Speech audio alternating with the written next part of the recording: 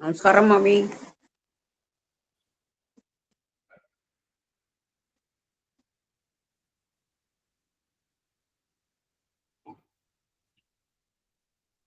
ஓம்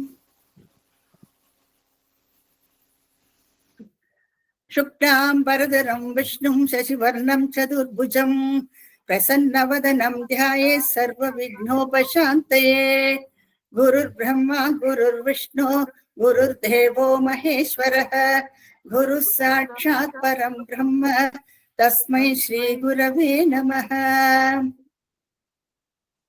ஆதௌ தேவகி தேவி கர்ப்பஜனனோ கோபி கிருஹே பாலனோ மாயாபூதன ஜீவிதாபஹரணோ கோவர்தனோத்தாரணோ கம்சச்சேதன கௌரவாதிகனனோ குந்தி சுதா பாலனோ ஏத பாகவதம் புராணகதம் ஸ்ரீகிருஷ்ண லீலாமிருதம். நீங்க அந்த இன்ட்ரோடக்டரி பிக்சர் பார்த்த உடனே நமக்கு ஒரு மனசுக்குள்ள ஒரு சந்தோஷம் வருது. கிருஷ்ணாவதாரம் இன்னையில இருந்து ஆரம்பிக்கிறோம். நம்ம 52 தசகங்கள் இவருடைய திருவிளையாடல்களை நம்ம பார்ப்போம். கிருஷ்ணாவதாரத்தை எத்தனை தடவை இந்த கதைகளை கேட்டாலும் நமக்கு அழிக்கவே இருக்காது. பரீட்சித் இதை ஆரம்பிச்ச உடனேயே அவர் சொல்றார், எத்தனை தடவை நீங்க சொன்னாலும் கேட்டுக்கலாம், அப்பேற்பட்ட ஒரு அவதாரம் கிருஷ்ணாவதாரம். இதனுடைய விளக்கங்கள் எல்லாம் நம்ம ஒவ்வொரு தசகத்திலையும் நம்ம பார்த்துட்டு வருவோம். இப்போ ஒரு பிரீஃப் ரீகேப். அதுக்கு முன்னாடி நீங்க பாருங்க, இந்த இன்ட்ரோடக்டரி பிக்சர்ல இந்த சமஸ்கிருதத்துல இந்த ஏக ஸ்லோகத்தை முழுக்க டிஸ்பிளே பண்ணியிருக்கோம். இந்த ஸ்போர்ட்டிவ் இன்கார்னேஷன் முழுக்க நம்ம பார்ப்போம். இனிமே வரிசையா வெரி ஃபியூ தான் நாங்க டிஸ்பிளே பண்ணியிருக்கோம். இந்த மாதிரி நிறைய நீங்க பார்க்கலாம் வரிசையா. இந்த 52 தசகங்களையும் பகவானுடைய திருவிளையாடல்களை நம்ம பார்க்கலாம், அனுபவிக்கலாம். நீங்க as far as possible நீங்க மேக் யுவர் செல்ஃப் பிரசன்ட் இந்த கிளாஸ். உங்களுக்கு இந்த அவதாரங்கள் பத்தி நல்லா தெரியும். பகவானுடைய அவதாரம் எல்லாமே உங்களுக்கு ஓரளவுக்கு நமக்கு எல்லாருக்குமே தெரியும். இருந்தாலும் இந்த அவதாரத்தினுடைய விசேஷங்கள் என்னங்கிறது அது டீப்பா நம்ம தெரிஞ்சுட்டு இருக்க மாட்டோம். ஒவ்வொரு அவதாரத்துக்கும் நமக்கு நீதி இருக்கு, நமக்குன்னு தெரிஞ்சுக்க வேண்டிய சில விஷயங்கள் இருக்கு. அதையும் நம்ம இனிமே உள்ள காலங்கள்லயான கொஞ்சம் யோசிச்சு பார்க்கணும்.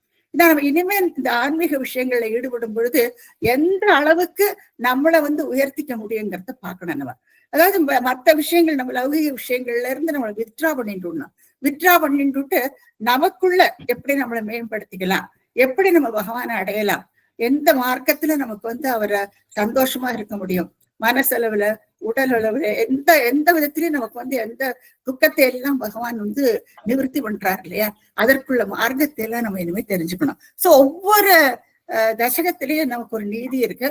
கொஞ்சம் நான் சொல்லுவேன், நீங்களும் கொஞ்சம் யோசிச்சு பார்க்கணும். படிச்சு உடனே விட்டுடாதீங்க. நீங்க அடுத்தடுத்து யோசிச்சு பார்த்துட்டே இருக்கணும். நிறைய யோசிக்க வேண்டிய விஷயங்கள் இருக்கு. சில பேர் எல்லாம் கொஸ்டின் கேட்டுட்டு இருக்கா, பரசுராம அவதாரம் என்னத்தினால ராமாவதாரத்துக்கு அடுத்து வந்தது. ரொம்ப அழகான கொஸ்டின்ஸ் இந்த மாதிரி எல்லாம். இந்த மாதிரி கொஸ்டின்ஸ் நீங்களும் கேட்டுட்டு அதுக்குள்ள பதில் உங்களுக்கே கிடைக்கும். இப்ப நான் அதை பத்தி சொல்றதுக்கு டைம் இல்லை.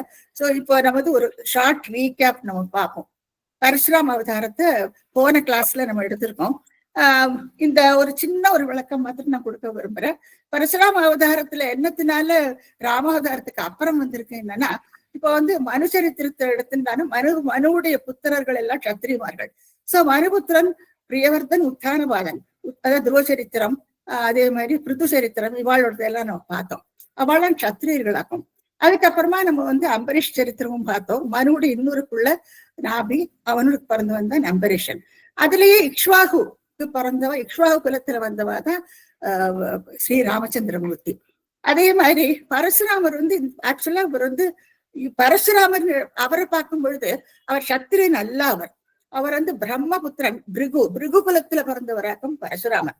சோ அதை நடுவுல பரசுராம சரித்திரத்தை வச்சிருந்தானா ஒரு கிளாஷ் மாதிரி, சத்திரியர்களுக்கு நடுவுல இவர் நடுவுல வந்தானா சரி நமக்கு யோசிக்க மாட்டோம். சரி அப்படி படிச்சுட்டு போவோம், அதுல ஒரு பெருசா நம்ம அதை பத்தி யோசிக்க மாட்டோம்.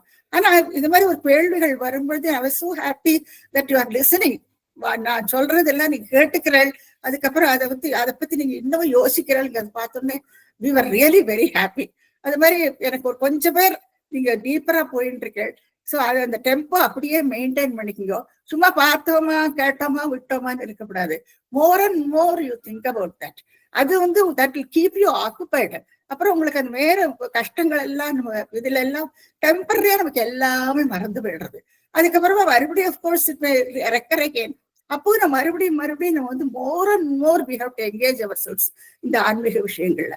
ஸோ அது எனக்கு ரொம்பவே சந்தோஷம். நீங்க இந்த மாதிரி நிறைய கேள்விகள் உங்களுக்குள்ளேயே நீங்க எழுப்பிக்கணும். உங்களுக்குள்ளேயே நீங்க அதுக்கு உங்களுக்கு தாராளமா அது பதிலும் கிடைக்கும். கொஞ்சம் யோசிச்சு பார்த்தேன்னா அடுத்து நம்ம பரசுராம சரித்திரத்தை ஒரு ஷார்ட் ரீகேப் பார்ப்போம். நம்ம பரசுராமர் அவருடைய ஜென்மம் எப்படின்னா நிறைய கதைகள் எல்லாம் ஏற்கனவே நம்ம பார்த்தாச்சு. அத்திரிக்கும் மனசு வாய்க்கும் பிறந்தவர் தான் தத்தாத்திரேயர். அதையும் நம்ம பார்த்தாச்சு. தத்தாத்திரேயருக்கு கார்த்த வீரியார்ஜுனன்ங்கிற ஒரு டிவோட்டிக்கு ரொம்பவுமே பிளஸ் பண்றாரு. அவருக்கு 1000 கைகள். Please don't disturb, somebody is talking. அவருக்கு 1000 கைகள் அவருக்கு கொடுக்கிறார். அப்புறம் அஷ்ட ஐஸ்வர்யத்தையும் கொடுக்கிறார். ஏகப்பட்ட பிளெஸிங்ஸ் கார்த்த வீரியார்ஜுனுக்கு. ஆல்மோஸ்ட் பகவானுக்கு என்னெல்லாம் சக்தி இருக்கோ அத்தனையும் அவனுக்கு உண்டு. அந்த மாதிரி அவரை பிளஸ் பண்ணி விடுறார். அப்போ தத்தாத்திரேயர் என்ன சொல்றாருன்னா, உன்னுடைய முடிவு கூட என்னுடைய கையில தான் அப்படின்னு சொல்லி விடுறாரு அவர். சரி, அடுத்த ஸ்லோகத்துல நம்ம என்ன பார்த்தோம்னா, இப்ப அவர் சொன்ன வார்த்தையை காப்பாத்தி ஆகணும். அதனால என்ன பண்றாருன்னா, இந்த கார்த்த வீரியார்ஜுனோட கண்ட்ரோல்ல சத்திரியர்கள் எல்லாம் அந்த சமயத்துல இருந்திருக்காங்க. சென்ட்ரல் இந்தியாவில நான் காமிச்சேன் உங்களுக்கு மகேஷ்மதி. அந்த ஏரியா முழுக்க சத்ரியாஸ் நிறைய பேர் இருந்திருக்காங்க அந்த காலகட்டத்துல. அப்போ அவ பிராமண துவேஷிகளா இருந்தா அந்த சமயத்துல. பிராமணர்கள் மேல ரொம்பவுமே வெறுப்பு. ரீசன் என்னன்னா, அவ வேத வித்துக்கள், வேதத்தை நல்லா படிச்சிருந்தாவா. சோ அந்த ஒரு ரீசன்னால அவ பிராமண மேல ரொம்பவுமே துவேஷத்தோட இருந்தா. அவ பகவானுக்கு ரொம்ப பிரியம் இல்லையா பிராமணன் தானே. அவர் தெய்வத்துக்கு சமானமா மதிக்கிறாரு பிராமணர்களை. சோ இந்த மாதிரி அவளுக்கு ஒரு கைண்ட் ஆஃப் அசூயை சிலர் பொறாமை வளர்ப்பு. சோ என்னன்னா பிராமணர்களை ரொம்பவுமே துவேஷிருந்தா. அப்ப அந்த சமயத்துல கார்த்த வீரியார்ஜுன் அவளோட கண்ட்ரோல்ல வச்சிருந்தானா. இல்லாட்டா எப்ப பாரு சாண்டையும் ரகலையும் அந்த மாதிரி இருக்குன்ட்டு ஒரு கண்ட்ரோல்ல வச்சிருந்தான் கார்த்த வீரியார்ஜுன். ஏன்னா அவன் he's a devotee of Vishnu. தத்தாத்திரேயர்கிட்ட இத்தனை சலுகைகளும் வாங்கிட்டு இருக்கான் இல்லையா. அப்ப தத்தாத்திரேயர் என்ன நினைக்கிறேன்னா, சரி இப்ப அவர் கொடுத்த வரத்தை எல்லாம் அவருக்கு நிறைவேற்றி ஆகணும். அப்புறம் பூமியுடைய பாரத்தையும் குறைக்கணும். அப்புறம் இந்த பிராமண துவேஷிகளான சத்திரிகள் பூமிக்கு ரொம்ப பாரமா இருக்க. சோ அதையும் குறைக்கணும். அப்ப அதனால அவர் என்ன பண்றாருன்னா, ஜமதக்னிக்கும் ரேணுகைக்கும் ஒரு குழந்தையா பிறக்கிறார். 4வது குழந்தையா பிறக்கிறார். அந்த சரித்திரமும் நான் உங்களுக்கு சொல்லியிருக்கேன். சோ மறுபடியும் ரிப்பீட் பண்ண வேண்டிய அவசியம் இல்லை. அதனால இப்போ ஒரு செகண்ட் நீங்க நல்லா திங்க் பண்ணி பார்க்கணும்.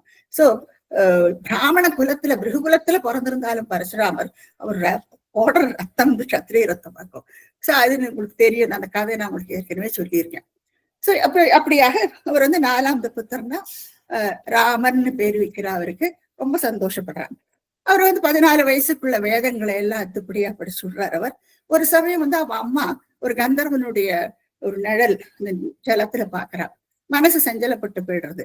அப்போ அதனால அதை ஞான திருஷ்டியில தெரிஞ்சுக்கிறார் ஜமதக்னி. உடனே அது தன்னுடைய அவளை கொல்லறதுக்கு அந்த புத்திரர்களை கேட்கிறார். ஆனா ஒத்துரும் ஒத்துக்கிறது இல்லவா. ஆனா பரசுராமர் அவருக்கு முதல்ல ராமர்னாக்கும் பேரு. ராமர் என்ன பண்றாருன்னா, சட்டுன்னு அப்பா சொல்ற பேச்ச கேட்டுக்கிட்டு அம்மா அப்புறம் நான் அந்த சகோதரர்கள் எல்லாரையும் அவர் வெட்டி விடுறாரு. அவர் உடனே கொஞ்சம் கூட யோசிச்சு பார்க்காம. ஆனா அவருக்கு தெரியும் அப்பாக்கு இந்த மாதிரி ஒரு விஷயம் பண்ணா ரொம்ப சந்தோஷப்படுவார். அதுக்கப்புறம் அவரையே வச்சு நம்ம மறுபடியும் காரியத்தை சாதிச்சுக்கலாம். அதே மாதிரி நடக்கிறது. இவர் என்ன, நீ வரன் என்ன வேணாலும் கேளுன்னு சொன்ன உடனே அதுக்கு அம்மா அப்படி வாழ்க்கையில உயிர் பிச்சை கொடுக்கணும். அதுக்கப்புறம் அவளுக்கு தெரியப்படாது இது மாதிரி ஏதோ துயில இருந்து தூங்கி எழுந்த மாதிரி அவ நினைச்சுக்கணும். அதான் இல்லாட்டா இவர் கொண்டாருன்னு தெரியப்படாது இல்லையா. அந்த மாதிரி கேட்கிறாரு. அவரு சரின்னு ஒத்துன்னு விடுறா. சோ மறுபடியும் அவ எல்லாம் அடையபடி அவளுக்கு உயிர் விடுறது. இப்ப அடுத்த ஸ்லோகத்துல என்ன பார்த்தோம்னா, ஜமதக்னி தன்னுடைய மனைவியை திருப்திப்படுத்துறதுக்கோசரம் ஒரு தேனு இல்லையா, காமதேனு ஸ்தோத்திரிகரிச்சு அவர் சொர்க்கத்திலிருந்து கொண்டு வரார். அது அந்த சமயத்துல இவ ரிச்சிகர் சொன்னதுக்கு காரணம் பரசுராமர் வந்து கைலாச மலைக்கு போயிட்டு ஆராதிக்கிறாருங்க. கௌரிபதி சிவனை ஆராதிக்கிறார். இவெல்லாம் சைவைட்டாக்கும் சிவபக்தர்கள் வாழலாம். அப்போ அங்க போயிட்டு அவர் சிவனை ஆராதிச்சு சொன்னா அவர் என்ன சொல்றாங்கன்னா, ஒரு அசுரனை நீ கொல்லணும், அந்த அசுரனை அப்படி சொன்ன உடனே இவர் அவர் சொன்ன பேச்சை கேட்டுன்னு அந்த அசுரன் ஒரு தனுஜ செய்தின்ட்டு வருது இல்லையா, அவனை கொண்டு விடுறாரு. அவர் கொன்ன உடனே ரொம்ப சந்தோஷப்பட்டு பரசுங்கிற ஆயுதமும் இன்னமும் நிறைய அஸ்திர சஸ்திரங்கள் எல்லாமே அவனுக்கு கொடுக்கிறார். இது ஒரு டெஸ்ட் மாதிரி வைக்கிறாருன்னு பாத்துக்கலாம் நம்ம பரசுராம. பின்னால் அது தேவைப்படும் இல்லையா, சோ எல்லாமே கொடுக்குறாங்க. அப்படியாக அதெல்லாம் வாங்கி அதுக்கப்புறம் தான் அவருக்கு பரசுராமன் பேரே வந்தது. வழியில வந்து அக்கிருத விரண முனி, அக்கிருத விரணன் அவன் மித்திரன் ஆயிடுறான். அவனுடைய சிநேகித்துவம் கிடைக்கிறது பரசுராமருக்கு. அதுக்கப்புறமா என்ன இருந்ததுன்னா, கார்த்தவீர்யாஜன் ஒரு சமயம் ஸ்லோகம் 5க்கு வரும். கார்த்தவீர்யாஜன் ஒரு சமயம் வேட்டையாடுறதுக்கு காட்டுல போன சமயத்துல இந்த ஜமதக்னியோட ஆசிரமத்துக்கு பக்கத்துல வரா. அப்போ நான் பெரிய பட்டாளத்தோட வந்திருக்கா. அப்ப ஜமதக்னி அவளெல்லாம் வரவேற்று அவளெல்லாம் சல்கரிச்சு அவளுக்கு வேண்டிய சாப்பாடு, ஏன்னா அந்த காமதேனு இருக்கு இல்லையா, அது விரும்பியதெல்லாம் கொடுக்கும். அப்போ அது அவளை ரொம்பவுமே உபசரிச்சு எல்லாமே கொடுக்குறாரு அவர். அப்போ அதையெல்லாம் பார்த்துட்டு அவளுக்கு ரொம்ப ஆச்சரியமா இருக்கு. ஒரு ஆசிரமத்துல ஒரு காட்டுல அவளுக்கு இப்படி போகமா எல்லாம் கிடைக்கிறது இல்லையா, களைச்சு போய் வந்த வாழ்க்கை எவ்வளவு இத்தனை சௌகரியங்களும் செஞ்சு கொடுக்குறார் ஜமதக்னி. அதை வந்து இந்த மந்திரிகள் எல்லாம் என்ன பண்றாரு, கார்த்திவீர்யாஜன் திரும்பி போயிடுறார். அங்க போன பின்ன அந்த மந்திரிகள் எல்லாம் மனசை கலைக்கிறான். இவங்க வந்து இந்த மாதிரி ஒரு பசு நம்மகிட்ட தானே இருக்கணும், இவருக்கு என்னத்துக்கு, இவர் ஒரு முனிவர் தானே, இப்ப நம்மகிட்ட இருந்தா நம்ம ஜனங்களுக்கு எல்லாம் வாரி வழங்கலாம் இல்லையா, எல்லாரும் சுபிட்சமா இருக்க முடியும் அப்படின்னு சொல்லி மனசை கெடுக்கிறார். அப்ப இவர் என்ன கார்த்திவீர்யாஜன் வந்து தன்னுடைய சேவகர்கள் எல்லாத்தையும் அவர் நியமிக்கிறார். நீங்க போயிட்டு என்னாவது சொல்லி அவர்கிட்ட இருந்து வாங்கிட்டு வாங்கன்ட்டு அவ வர வந்துட்டு இவன் மறுத்து விடுறா. ஜமதக்னி மறுத்த உடனே ஜமதக்னி வெட்டி கொண்டு விடுறாங்க ஆன் தி ஸ்பாட். அப்புறம் அந்த என்ன பண்ண, அந்த காமதேனு சும்மா இருக்கிறது இல்லை, அது கோவப்பட்டு ஆக்ரோஷத்தோட அந்த அவருடைய சேனைகள் எல்லாம் சுழட்டி அடிச்சு விடுறது. அப்போ இந்த ஒரு யுத்தம் மாதிரி நடக்கிறது அந்த சமயத்துல. அப்போ இவ என்ன பண்றான்னா, பாதி பேருக்கு மேல அது அடிச்சு கொண்டு போடுறது, அப்புறம் பாதி பேர் ஓடி போயிடுறா. அப்புறம் மீதி இருந்தவா என்ன பண்றாரு, அந்த பசுவோட கண்ணுக்குட்டி இருக்கும் இல்லையா, அந்த கண்ணுக்குட்டியை தூக்கின்னு ஓடி போயிடுறாங்க. பாகவதத்துல வந்து ரெண்டையுமே தூக்கின்னு போயிடுறான். கொஞ்சம் வித்தியாசமா இருக்கும், பாத்துக்குவோம் நீங்க படிச்சு பார்க்கும்போது. வாட் எவர் இஸ் அந்த கண்ணுக்குட்டி எடுத்துன்னு போயிடுறான். இப்போ இவர் வந்து கேள்விப்பட்டுட்டு சுக்ராச்சாரியார் மூலமா இவருக்கு மறுபடியும் உயிர் கிடைக்கிறது. அவருக்கு இந்த மிருத சஞ்சீவனி வித்தை தெரியும் சுக்ராச்சாரியார். ஏற்கனவே நான் சொல்லியிருக்கேன், இந்த தேவாசுர வித்யா அந்த போர்ல வந்து எப்படி காலநேமி இவாளுக்கெல்லாம் அவர் மறுபடியும் உயிர்ப்பிச்சு கொடுக்குறாரு இல்லையா, சோ அவருக்கு அது வித்தியை தெரியும். அப்ப அவர் மூலமாக அசுர குருவாக்கம் சுக்ராச்சாரியார். சோ அவர் மூலமாக இவருக்கு வந்து உயிர் பிச்சை கிடைக்கிறது. ஜமதக்னி நடந்ததுன்னு சொல்றாரு. சொன்ன உடனே பரசுராமருக்கு ரொம்பவுமே கோபம் வந்து விடுறது. சத்திரிய ரத்தம் கொதிக்கிறது அவருக்கு. என்ன பண்றாரு, உடனே தன்னுடைய ஆயுதம் அது இது எல்லாத்தையும் தியானிச்சு கையில எடுத்துக்கிறார். அப்புறம் வந்து இதுல ஒரு ரதத்துல குதிரைகள் பூட்டிய ரதம், அக்கிருத்த விரணமுனி அவன் கூட இருக்கான். அவர் கடகட ரெண்டு பேர் தான் அந்த ஆயுதங்களோட மாஹேஷ்மதியை நோக்கி போயிடுறான். ஹேஹய நாடு அது, ஹேஹயம். அதுல வந்து மாஹேஷ்மதிங்கிறது கேபிட்டல். சோ நேரம் அங்க போறவன் போயிட்டு அங்க என்னன்னா அவனுடைய புத்திரர்கள் ஆயுதம் 10,000 பேர் அவருக்கு புத்திரர்கள். அப்புறம் அக்ஷௌகினி படை, அதை பத்தி நான் ஏற்கனவே சொல்லியிருக்கேன். ஒரு அக்ஷௌகினி படையில எத்தனை காலாட்படை, எத்தனை குதிரை இருக்கும், எத்தனை யானைப்படை, ஹியூஜ் ஆர்மி. அந்த மாதிரி ஒருத்த 17 படைகள் இருக்கு. இத்தனை பேர் இவர் 2 பேர் அக்கிருத விரணமுனி, அவர் ஒரு பிராமண சிறுவன், இவர் பரசுராமர். இவர்கிட்ட இருக்கிற ஆயுதம் வச்சிருந்தான். பயங்கர சண்டை நடக்கிறது அங்க. இவர் கேட்கிறார், இந்த கொடுக்கறது இல்லை இல்லையா, இந்த கண்ணுக்குட்டி கொடுக்கறது இல்லை. அடுத்த ஸ்லோகத்துல நம்ம பாக்குறோம் இந்த மாதிரி பெரிய சண்டை நடக்கிறது. அப்போ அது சண்டையில என்ன இருந்ததுன்னா, நிறைய பேர் சித்து போயிடுறா. இவருடைய புத்திரர்கள் கொஞ்சம் மீதி இருந்தவால பயந்து ஓடி போயிடுறா. அப்போ அந்த சமயத்துல கார்த்தவீர்யாஜன் அவளே சுயம் சண்டைக்கு வரான் இவர் பரசுராமனை எதிர்த்துண்டு. இந்த அடுத்த ஸ்லோகத்துல ஸ்லோகம் 8 ரொம்ப அழகா சொல்றார் ஸ்ரீமன் பட்டத்திரி. கார்த்தவீர்யாஜனுடைய அந்த வீரியம் ரொம்ப அழகா எக்ஸ்பிளைன் பண்ணியிருக்காரு. அது லீலா வாரித நர்மதா ஜலபலன் அந்த ஸ்லோகத்துல நம்ம பாக்குறோம். ஒரு சமயம் வந்து ராவணன் வந்து மலை மேல தியானம் பண்ணி, ஒரு குன்று மேல நதியில வந்து ஒரு குன்று மேல உட்காந்து தியானம் பண்ணிட்டு இருக்காரு ராவணன். அந்த சமயத்துல இவர் என்ன பண்றாருன்னா, கையால இவருக்கு 1000 கைகள் உண்டு, அப்படியே ஜலத்தை கட்டுப்படுத்தி நிறுத்தி வச்சுட்டு இருக்காராம். இன்னொரு தியானத்துல பாவம் ஆழ்ந்திருக்கும் பொழுது சற்று கையெல்லாம் விளக்கினோடனே அந்த ஜலம் இல்லாம வந்து ஒரு யோன்னு வந்து கொட்டுறது அவர் மேல கொட்டி ஒரு நில கொலைஞ்சு போயிட்டு தத்தி தடுமாறி எப்படியோ கரைக்கு வர்றார் ராவணன். இவன் சிரிச்சுட்டு அவங்க பார்த்துட்டு இருக்காங்க. ரொம்ப கோபம் சொல்றது. அது ஒரு கதை போகும் அப்படி. அப்புறம் ராவண கேப்டிவிட்டியில வச்சுக்கிற அப்புறம் விட்டு விடுறாரு அவர். இப்படியாக அவ்வளவு பலசாலி கார்த்தவீர்யாஜனன். 1000 கையை எப்படி மிஸ்யூஸ் பண்றாங்க. இப்ப அவங்க கூட இப்ப சண்டை பரசுராமர் வந்து அப்ப 2 பேருக்கும் ஃபைட் நடக்கிறது. அந்த சமயத்துல இவர் என்ன பண்றாருன்னா, இந்த 1000 கை இருக்கு இல்லையா, அதுல வில்லும் அம்பையுமா வச்சுன்னு அட் டைம் பிரயோகிக்க தெரியுமா அவனுக்கு. அப்ப இவர் என்ன பண்றாரு, இந்த வில்லெல்லாம் தகுடுபடி ஆக்கிவிடுறாரு. அப்படியே கடபடன்னு எல்லாத்தையும் அடிச்சு தள்ளி விடுறாரு. அடுத்து வந்து இவர்கிட்ட ஆயுதமே இல்லை. அப்ப என்ன பண்றானே, விதவிதமான ஆயுதங்கள் எல்லாம் எடுத்துட்டு வரானா எல்லா கையிலையும். இவரெல்லாம் கையெல்லாம் அப்படியே சதன்னு விட்டி விடுறாரு. அதுக்கு என்ன உள்ளர்த்தம் என்னன்னா, அவனுடைய மனசுக்குள்ள இருக்கிற அந்த ஆணவம் இல்லையா, அந்த ஆணவத்தை எல்லாம் விட்டுற மாதிரி நம்ம நினைச்சுக்கணும். ஏன்னா அவருக்கு அத்தனை பிளெஸிங் பகவான் கிட்ட இருந்து கிடைச்சிருக்கு. அப்போ அவனுடைய அதை வந்து வீணா டெஸ்ட் பண்றான் இல்லையா, அவன் தெரியாதவனுக்கு பரசுராமன் யாருன்னு. ஆனாலும் அந்த பலப்பரீட்சை பண்றதுக்கு அது பிரயோகம் பண்ண தொடங்கிறதுனால அவன் இப்படி மாட்டின்னு விடுறாங்க. அப்போ அது கடைசியா என்ன பண்றான்னா, சக்கராயுதம் வைஷ்ணவாஸ்திரம் இருக்கு இல்லையா, அதையும் விடுறான். அது கூட வீணா போயிடுறது. அதையும் முறிச்சு விடுறார் பரசுராமர். அப்போ தான் தெரியறது, ஓ இது சாட்சாத் விஷ்ணுவாக்கும்.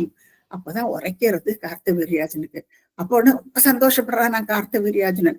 ஏன்னா அவன் இப்படித்தானே வரம் வாங்கிட்டு இருக்கான். அவனுடைய கடைசி முடிவு கூட அவர் மூலமா தான் அவனுக்கு தெரியும் இல்லையா. அப்போ ரொம்ப தியானம் பண்றானா. தியானம் பண்ணின உடனே பகவான் அவனுக்கு மோட்சத்தை, கார்த்தவீர்யாஜனுக்கு மோட்சம் கிடைக்கிறது. இப்படியாக இது நடந்த பின்ன அடுத்த என்ன ஆகுதுன்னா, இவ இல்லாத சமயம் பழுத்து மீதி இருக்கிற புத்திரர்கள் எல்லாரும் அப்பா கொண்டு விடுறா இல்லையா, கார்த்தவீர்யாஜனன் வதம் பண்ணியாச்சு. அப்போ மீதி இருக்கிற புத்திரர்கள் எல்லாருமா சமதக்னிய, அந்த சமயம் பரசுராமர் இருக்கிறது இல்லை, சமதக்னிய வந்து கொண்டு விடுறாவா. கொண்டு விட்டு அவ அப்படி அர்த்தம் இல்லாம திரும்பி போயிடுறான். அப்போ ரேணுகை வந்து 21 தடவை மார்னு அடிச்சு நடறாளாம். கத்தரா பேரை சொல்லி கூப்பிடுறான்.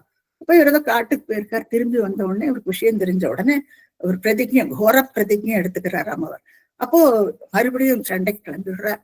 அப்பதான் நம்ம பாக்குறோம், நிட்சத்திரிய மேதினின்ட்டு பட்டத்தில் எழுதியிருக்கார். சத்திரியர்களே மேதினின்னா இந்த பூமியில அவரை இல்லாம பண்றதுக்கோசரம் பார்த்த இடத்துல எல்லாம் திக் சக்கரேஷுங்கிறார். எந்தெந்த இடத்துல எல்லாம் சத்திரியர்களை பார்க்கிறாளோ அந்தந்த இடத்துல வெட்டி தீர்த்துடுறா பரசுராமர். அப்படி ஒரு அகங்காரம் நீங்க அந்த படத்துல பார்க்கலாம். அந்த அகங்காரத்தோட சத்திரியர்களே இல்லாம ஆக்கணும்னு பண்ண தொடங்குறாரு பரசுராமர். ஆனா அவர் இதெல்லாம் பாவம் இல்லையா, அவர் வந்து பிராமணனா பிறந்துட்டு இப்படி ஒரு ஹத்தி பண்ணலாமா, இப்படி ஒரு வதம் பண்ணலாமா. அப்போ அவர் கடைசியில என்ன பண்றார், அப்பாவுக்கு இது உசிரையும் கொடுத்துட்டு தன்னுடைய யோக பிரபாவத்தினால என்ன தர்ப்பணம் பண்றார். அப்பா சொல்றார், நீ முதல்லயே ஒரு நான் சொல்லியிருக்கேன் போன கிளாஸ்ல, அவர் சொல்றா நீ பெரிய தப்பு பண்ணியிருக்க, இந்த மாதிரி சத்திரிய ராஜாவே கொண்டுட்டு வந்திருக்க பாத்தியா, நம்மளாம் பிராமணால அது வந்து நீ வந்து தீர்த்த யாத்திரையெல்லாம் போயிட்டு நீ வந்து பரிகாரம் பண்ணிக்கணும்னு சொல்றாரு அப்பா. அது மாதிரி இவர் வந்து தர்ப்பணம் பண்றாரு. அதை பத்தி அன்னைக்கு பார்த்தோம் நம்ம. எல்லாம் அந்த ரத்த கிளறியா அந்த இதுல ஜலத்திலேயே எல்லாருக்கும் தர்ப்பணம் பண்ணி அதுக்கப்புறமா யஜ்யம் பண்ணி அந்த அவர் வின் பண்ணி இருக்கிற எத்தனை லேண்ட் இப்போ இருக்கு அது எல்லாத்தையும் பிராமணாளுக்கு எல்லாருக்குமே பிரிச்சு கொடுத்துடுறார். காசிவர் மத்த முனிவர்கள் எல்லாம் யஜ்ய குண்டத்துல 4 பக்கமும் உட்கார்ந்துட்டு இருப்பாரு, எல்லாருக்குமா தானம் பண்ணி விடுறார் அந்த லேண்ட் எல்லாத்தையும். அவருக்கு என்னத்துக்கு, அவருக்கு ஒன்றும் தேவையே இல்லை. ஸோ அது பிராமணாளுக்கு. அப்படிதான் பிராமணாலாம் அந்த சமயத்துல நிறைய பேர் மல்டிப்ளை ஆகி வந்திருப்பான் அந்த சமயத்துல. ஸோ இதெல்லாம் நம்ம கொஞ்சம் யோசிச்சு பார்க்கணும்னா, ஸ்தல புராணம் நிறைய புஸ்தகங்கள்ல படிச்சான்னா உங்களுக்கு ஒரு காலகட்டத்துல என்ன நடந்திருக்குன்னு தெரியும். ஏன்னா ஒரு காலகட்டத்துல சில பேர் ரொம்ப மேல இருப்பா, உச்சகட்டத்துல இருப்பா, அப்புறம் அடுத்து அவா கீழ் மேலே இன்னொருத்தர் வருவா. சோ இந்த மாதிரி நம்ம பாக்குறோம். நம்ம அந்த அந்த யுகத்துல இப்படி நடந்திருக்கு. அப்புறம் கடைசியாக சால்வனை பாக்குறார். சால்வனும் சத்ரியனாகும். அவனையும் பார்த்து சத்திரிகளை பார்த்தாலே இவருக்கு அங்காரம். அப்ப அவரையும் கொல்லறதுக்கு இவர் கோடரி எடுத்த உடனே சனத்குமாரர்கள் வந்து தடுத்து நிறுத்தி விடுவா. நீ இவரை கொல்ல வேண்டாம், இது கிருஷ்ணர் பார்த்து துவாபர யுகத்துல கிருஷ்ணாவதாரம் பார்க்க போறோம். கிருஷ்ணாவதாரத்தை அவர் பார்த்து நம்மளும் பார்ப்போம். சால்வன் எப்படி சால்வ யுத்தத்தை பத்தி படிப்போம் நம்மளும். நீ இவனை விட்டு விடுங்கிறார். ஏன்னா சத்திரியர்கள் எல்லாமே போயிடுவா, இருக்கிற ஒருத்தனையும் வெட்டி தீர்க்கண்டான்னு விட்டு உடனே தடுத்து நிறுத்தி விடுறா சரத்குமாரர்கள். இதுக்கப்புறமா அவர் என்ன பண்றாருன்னா, அந்த மகேந்திர மலைக்கு போயிட்டு அவர் வந்து எல்லாத்தையும் தேஜனம் பண்ணி விடுறார். ஆயுதங்கள் எல்லாம் இஸ் ஃபெடப்னோ எத்தனை பேரை கொண்டு தீர்த்து இல்லையா அவர். அப்போ என்ன பண்ண எல்லாத்தையும் தேஜனம் பண்ணிட்டு உட்கார்ந்து இருக்கிற சமயம் பார்த்து அப்ப நிறைய முனிவர்கள் வரலாம். வந்துட்டு அவ சொல்றா, கோகர்ணத்திலிருந்து கன்னியாகுமரி வரைக்கும் உள்ள லேண்ட் முழுக்க அந்த சமுதிரத்துல முழுக போறது, இதுக்கு நீங்க ஏதாவது பண்ணணும்னுட்டு அவர் வந்து வேண்டிக்கிறார். அப்ப இவருக்கு வந்து மறுபடியும் அனலாஸ்திரத்தை எடுக்கிறார். அஸ்திரத்தை எல்லாம் வேண்டான்னு சொல்லி அங்க வச்சவர் அனலாஸ்திரத்தை எடுத்த உடனே இப்ப சமுத்திரராஜன் நடுங்குறானா. ஆனா அனலாஸ்திரத்தை பிரயோகிக்கிறது இல்லை, அவர் சுருவத்தை எடுத்து வீசி எறிகிறார். நீங்க பார்க்கலாம் அந்த படத்துல. சுருவத்தை எடுத்து வீசி எறிகிறார். வீசி எறிஞ்ச உடனே அந்த இது சேவ் ஆயிடுறது. அப்படியே அந்த சுருவம் போயிட்டு சமுதிரத்தை கட்டுப்படுத்தி நிறுத்தி விடுற, சமுதிரம் ரெசீட் ஆயிடுது. அதனாலதான் கேரளா வந்து பரசுராம கஷேத்திரம்னு சொல்றாங்க. ஏன்னா அவர் தான் சேவ் பண்ணார் கேரளாவை. சோ இப்படியாக நம்ம பரசுராம சரித்திரத்தை பார்த்தோம். ரொம்பவுமே ஒரு முக்கியமான ஒரு அவதாரமாகும் இது. ஒரு மாதிரி அந்த நம்ம அந்த ஸ்லோகங்கள் எல்லாம் படிக்கும் பொழுது கொஞ்சம் கரடுமுரடா இருக்கும், கொஞ்சம் இப்படி எல்லாம் கூட இருப்பாளா அப்படிலாம் தோணும். ஆனா எல்லாத்தையும் நீங்க எல்லா ஆங்கிள் இருந்து நீங்க யோசிச்சு பாருங்க. அந்த காலகட்டத்துல அவ பண்ணியிருக்கிறது அது என்னத்தினால பண்ணினாங்கிற ரீசனை நமக்கு தெரிய வரும். இனி அடுத்து வந்து இப்போ வந்து கிருஷ்ணாவதாரத்தை நம்ம பார்க்க போறோம். ரொம்ப ஒரு அழகான ஒரு அவதாரம் இது. நான் சொன்ன மாதிரி 52 தசகங்கள்ல நம்ம இனி கிருஷ்ணாவதாரத்தை தான் நம்ம பார்க்க போறோம். முதல் ஸ்லோகத்துல இருந்து ஆரம்பிக்கலாம். நம்ம போ சாந்திரானந்த தனோஹரே நனுபுரா தேவாசுரே சங்கரே வக்ரதா அபிகர்ம சேஷவசதோ ஏதேன யாத்தாகதிம் தேஷாம் பூதல ஜன்மனாம் திதிபுவாம் பாரேண தூரார்த்திதா பூமி பிராப விரிஞ்சமாஸ்ரித பதம் தேவை புரை பாகத்தை. ஆரம்பத்திலே பாருங்க, சாந்திரானந்த தனோங்கிறார். இந்த படத்தை பார்த்தானாலே நமக்கு அத்தனை சந்தோஷமா இருக்கு. சாந்திர ஆனந்த தனுங்கிறார் அவர். அதாவது அத்தனை ஒரு ஆனந்தத்தை கொடுக்குமா அவரை பார்த்தாலே. அப்படி ஒரு ஆனந்த ஸ்வரூபம் பகவானுக்கு இல்லையா. நமக்கு அந்த நம்ம எந்த ஒரு கஷ்டம் வந்தாலும் நீங்க வந்து குருவாயூரப்பன் படத்துக்கு முன்னாலேயோ கிருஷ்ணர் வாக்குல என்ன படம் இருக்கோ அங்க போய் நின்றுட்டு ஒரு 5 நிமிஷம் தியானம் பண்ணுங்க, உங்களுக்கு மனசுல ஒரு திருப்தி வந்துவிடும் கண்டிப்பா. அது கண்டிப்பா அந்த கல்மஷம் என்னெல்லாம் உங்க மனசுக்குள்ள இருக்கோ அது நீங்கிவிடும். அப்பேற்பட்ட ஒரு ஸ்வரூபம் பகவான். அதுதான் ஆரம்பமே பாருங்க, சாந்திர ஆனந்த தனோ ஹரேங்கிறார் அவர். ஹரேன்னா அதாவது நம்முடைய கஷ்டங்களை எல்லாத்தையும் வெட்டி முறிச்சு விடுவான். ஒண்ணுமே இல்லாத நம்ம கஷ்டம் என்ன மனசளவுல எந்த கஷ்டம் வந்தாலும், உடல் அளவுல என்ன கஷ்டம் வந்தாலும் அந்த கஷ்டத்தை எல்லாம் நிவர்த்தி பண்ணி விடுவான் பகவான். அதுதான் பாருங்க, ஆரம்பமே சாந்திர ஆனந்த தனோ ஹரேங்கிறார்.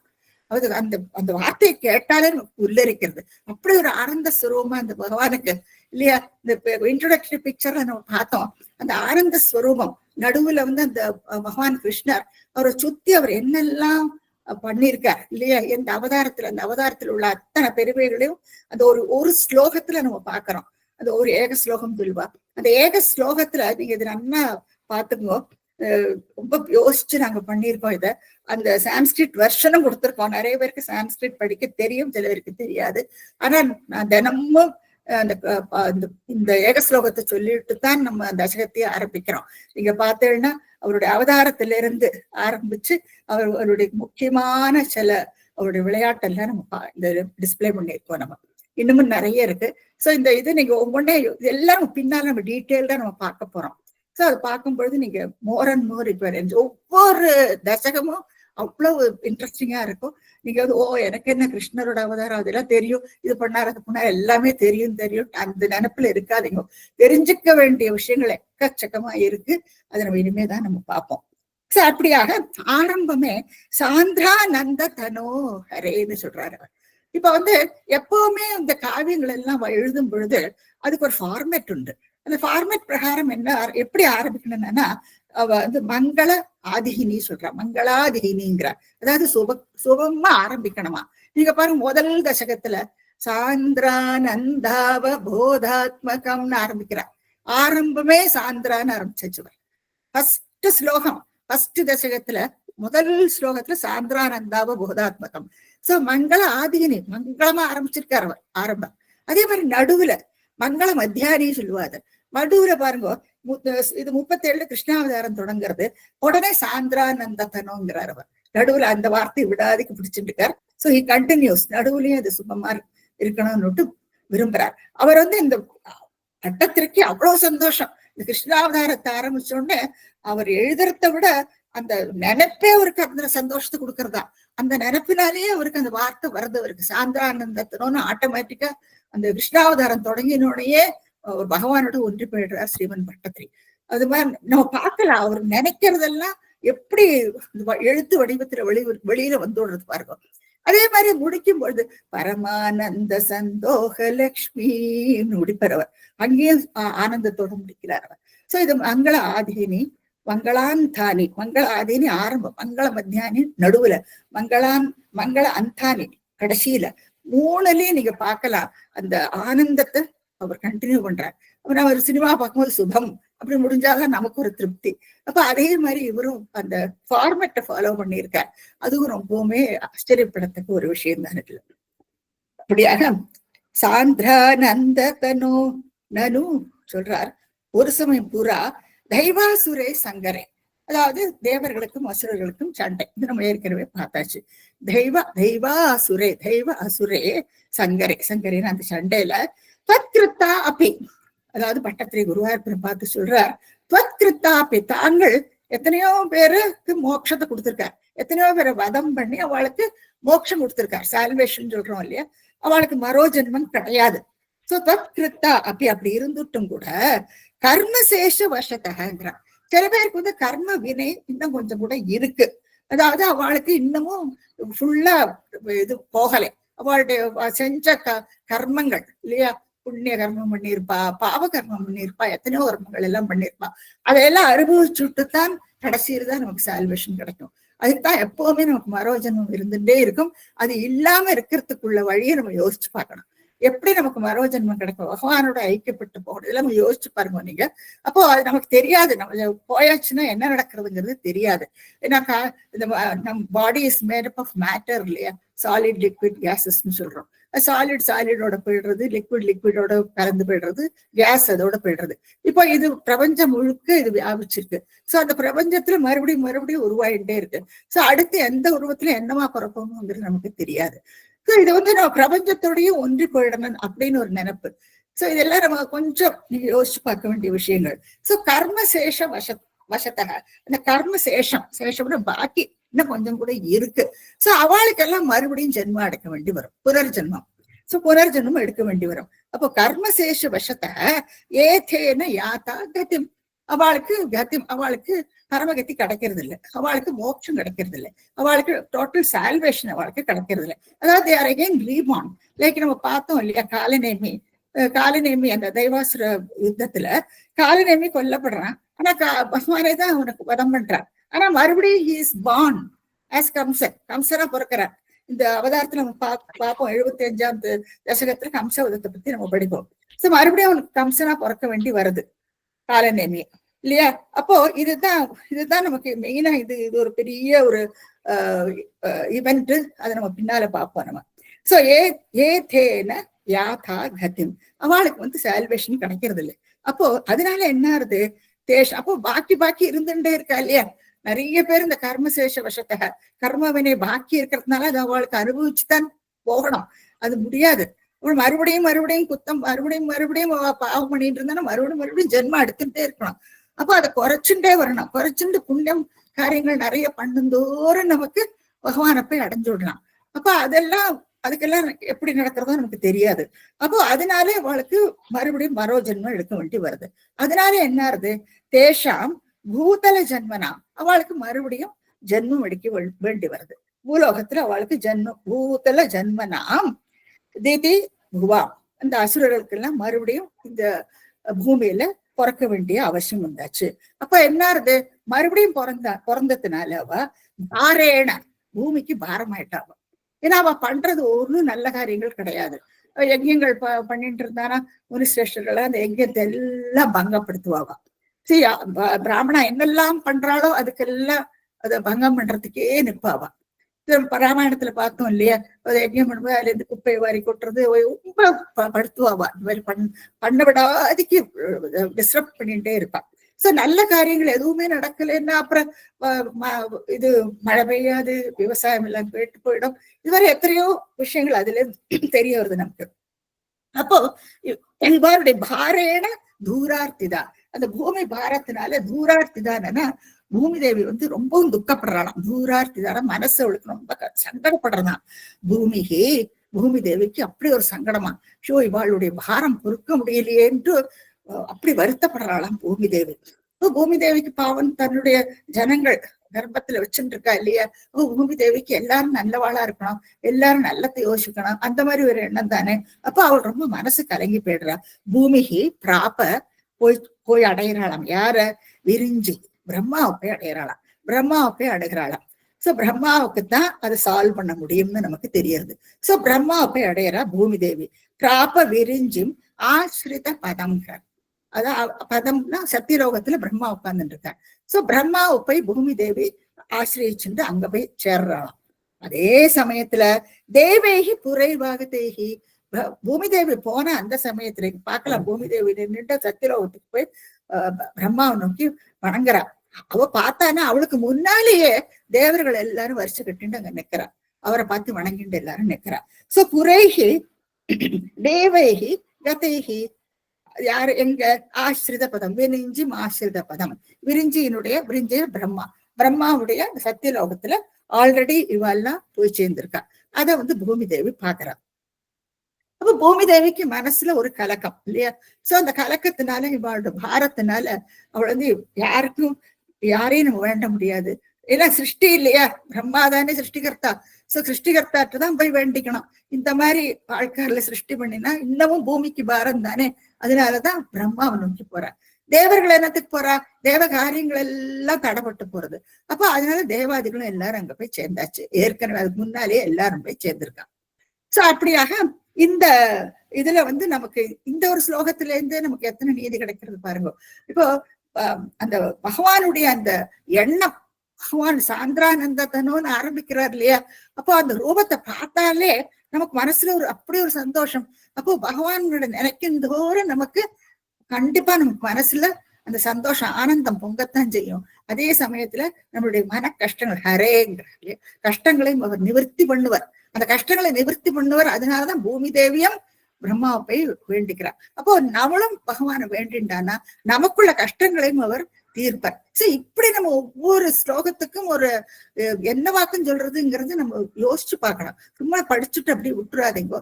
இதுல இருந்து நமக்கு என்ன, நம்ம என்ன பண்ணணுங்கிறது முன்னோடியா அழகா சொல்லிட்டு போறார் ஒவ்வொரு ஸ்லோகத்திலையும். அது எல்லாரும் ஸ்லோகத்துல இதை படிச்சா இந்த பலன், இதை படிச்சா இந்த பலன் அப்படியெல்லாம் யாரும் எழுதியிருக்க மாட்டா. நம்மளேதான் படிச்சு எல்லாத்தையும் தெரிஞ்சுக்கணும். இனி அடுத்த ஸ்லோகத்துக்கு போலாம். துர்ஜன பூரி பாரமதிதாம் பாது நிதௌ பாதுகா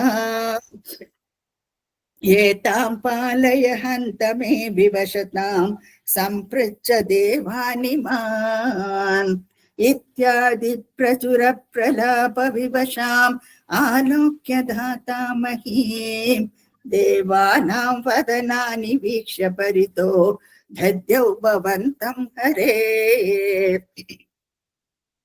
இங்க நீங்க பார்க்கலாம், ஹாஹா அதான் ஐயோன்னு சொல்றோம், ஐயோன்னு சொல்றோம் இல்லையா, எக்ஸ்கிளமேஷன் மார்க். இதெல்லாம் துர்ஜன பூரி பாரமதிதாம், அதாவது பூமி தேவி சொல்றாளாம், இந்த துர்ஜனங்கள்னால துர்ஜன பூரி வாளுடைய ரொம்பவுமே பாரமதிதான், இந்த பூமி பாரத்தினால மதிதான் நான் நெசுக்கப்படுறேங்கிறான். ஏன்னா அவளுடைய கொட்டம் தாங்க முடியல, அந்த கொட்டத்தினால நான் மதிதான் தடையப்படுறேங்கிறான். அப்ப எவ்வளவு தூரத்துக்கு பூமி தேவி கஷ்டப்படுறாங்கிறது நமக்கு தெரியுது இந்த துர்ஜனங்கள்னால. சோ துர்ஜன பூரி பாரம், பூரி பாரம்னா எக்கச்சக்கமான பாரமா வாழோட. சோ அந்த பாரத்தினால மதிதான் நான் நெசுக்கப்படுறேங்கிறார். மதிதாம் பாத்தோ நிதோ பாத்துக்காம் அப்படின்னு சொல்ற. அதாவது காரண ஜலத்துல நான் ஆல்மோஸ்ட் முங்க போறேங்கிற. அதாவது நான் இந்த துக்கத்துல நான் அப்படியே விழுந்து போயிருக்கேங்கிறாவோ. காரண ஜலம், அது என்ன காரண ஜலம்? உங்களுக்கு யோசிக்க தோணும் இல்லையா? ஜலத்துல சமுதிரத்துல முங்குறோம் அப்படிலாம் நமக்கு தெரியும். இந்த காரண ஜலம் காசல் வாட்டர்னு வரும். அதை வந்து பார்க்கடல் எப்படி வேணாலும் நம்ம அர்த்தம் எடுத்துக்கலாம். அதாவது இந்த காசல் வாட்டர்ங்கிறது என்னன்னா, காரண ஜலம்ங்கிறதுக்கு என்ன அர்த்தம் என்னன்னா, இங்கதான் சிருஷ்டி உண்டாருது. சிருஷ்டி பகவான் வந்து இங்க இருந்துதான் சிருஷ்டி காரியத்துல எல்லாம் தொடங்குறார். நம்ம ஏற்கனவே பார்த்தோம், அந்த பிரம்மா வந்து எப்படி நாபிகமலத்துல இருந்து வர்றார். அப்போ கீழே வந்து அந்த காரண ஜலத்துல வந்து அவர் படுத்துன்னு இருக்கார். அதுல வந்து அதை படுத்துன்னு இருக்கிறது பிரம்மாவுக்கு தெரியாது. உங்களுக்கு எல்லாம் மறந்து போயிருக்கும். முதல் ஸ்லோகத்துல நீங்க மறுபடியும் ரிவைஸ் பண்ணி பார்க்கணும் ஒவ்வொருக்காவும். அப்ப அந்த காரண ஜலத்துல அவர் படுத்துன்னு இருக்கார். மேல பிரம்மா அங்க வந்து இதுல உட்கார்ந்துட்டு இருக்கார், தாவரையில. அவருக்கு தெரியாது. அப்போ அந்த தண்டுக்குள்ளால போய் போய் போய் போய் பாப்பறவர் போய் பார்த்தா அவர் கீழே இங்க படுத்து இருக்கிறதா அவருக்கு தெரியாது. அப்போ இங்க வந்து இவன் சிருஷ்டி காரியங்கள் எல்லாம் பண்ணுவார் அந்த காரண ஜலத்துல. சோ இதெல்லாம் ஒரு ஆன்மீகமான ஒரு விஷயங்கள் அது. அப்போ பூமி தேவி என்ன சொல்றா, நான் almost I am falling into a sea of sorrowங்கிறார். அந்த sea of sorrow, நான் வந்து பூமியில முழுகின்னு இருக்கேன். அதான் பாத்தோ நிதோ பாத்துக்காம்னா நான் விழுந்துன்னு இருக்கேங்கிறாள். இவ என்ன போட்டு நசுங்கிறதுனால. ஏதாம் பாலைய, அதனால என்ன ரட்சிக்கணும். ஏதாம் பாலைய அந்த மே விவசதாம், இந்த என்னுடைய இந்த பரவசப்பட்டு சொல்றாங்க. இந்த ஒரு நிலை சம்பிரிச்ச தேவானிமான், தேவர்கள் கூட கேட்டு பாருங்க, அவளுக்கும் தெரியும். சம்பிரிச்சன்ற, அதாவது விரிஞ்சு பிரம்மாவை பார்த்துட்டு பூமி தேவி சொல்றாங்க, சம்பிரிச்ச இவாட்ட கேளுங்கோ, தேவாதிகள்கிட்ட கேளுங்கோ, தேவானிமான் இங்க கூடி இருக்காளே இந்த தேவர்கள் எல்லாம் நீங்க பார்த்து கேளுங்கோ. ரமா ரொம்ப அழகா எடிட் பண்ணிருக்கா. நீங்க ஒவ்வொரு விஷயங்களும் உங்களுக்கு ஈஸியா புரிஞ்சுடும். நான் சொல்ல வேண்டிய அவசியம் இல்லை, அவ்வளவு அழகா பண்ணிருக்கா. அவ எல்லாரும் எப்படி கொண்டு நிறுத்திருக்கா. அத்தனை தேவாதிகளும் அங்க வந்து நின்றுட்டு இருக்கா. முன்னால வந்து பூமி தேவி நிற்கிறாங்க. பூமி தேவி வந்து பார்த்து சொல்றாங்க, சம்பிரிச்ச தேவானிமான், இந்த தேவர்கள் எல்லாம் கேட்டு பாருங்கோ, அவளுக்கு தெரியும் அப்படின்னுட்டு, என்னுடைய இந்த என்னுடைய இந்த பரவசப்பட்டு என்னுடைய இந்த நிலை அவளுக்கு நன்னா தெரியும்னுட்டு விரிஞ்சியோட இது சத்தியலோகம் என்னடா பண்ணிருக்காங்க. சத்தியலோகத்துல ஜம்முன பிரம்மா உட்கார்ந்து இருக்க, போயிட்டு சொல்றாவ இத்தியாதி இப்படியாக எல்லாத்துமே பிரச்சுர பிரலாபிக்கிற ஆலாபிக்கிறது, புலம்பி தள்ளுறது சொல்றோம்ல, அத புலம்பரானாம் பூமி தேவி. பிரச்சுர பிரலாப விவசாம்னா இந்த இது பரவசத்தோட சொல்றது விவசாம். இது எல்லாத்தையும் பரவசத்தோடு மனசு கலங்கி பூமி தேவி சொன்ன உடனே ஆலோக்கிய அதை பார்த்துட்டு பிரம்மா அதை பாக்குறார்.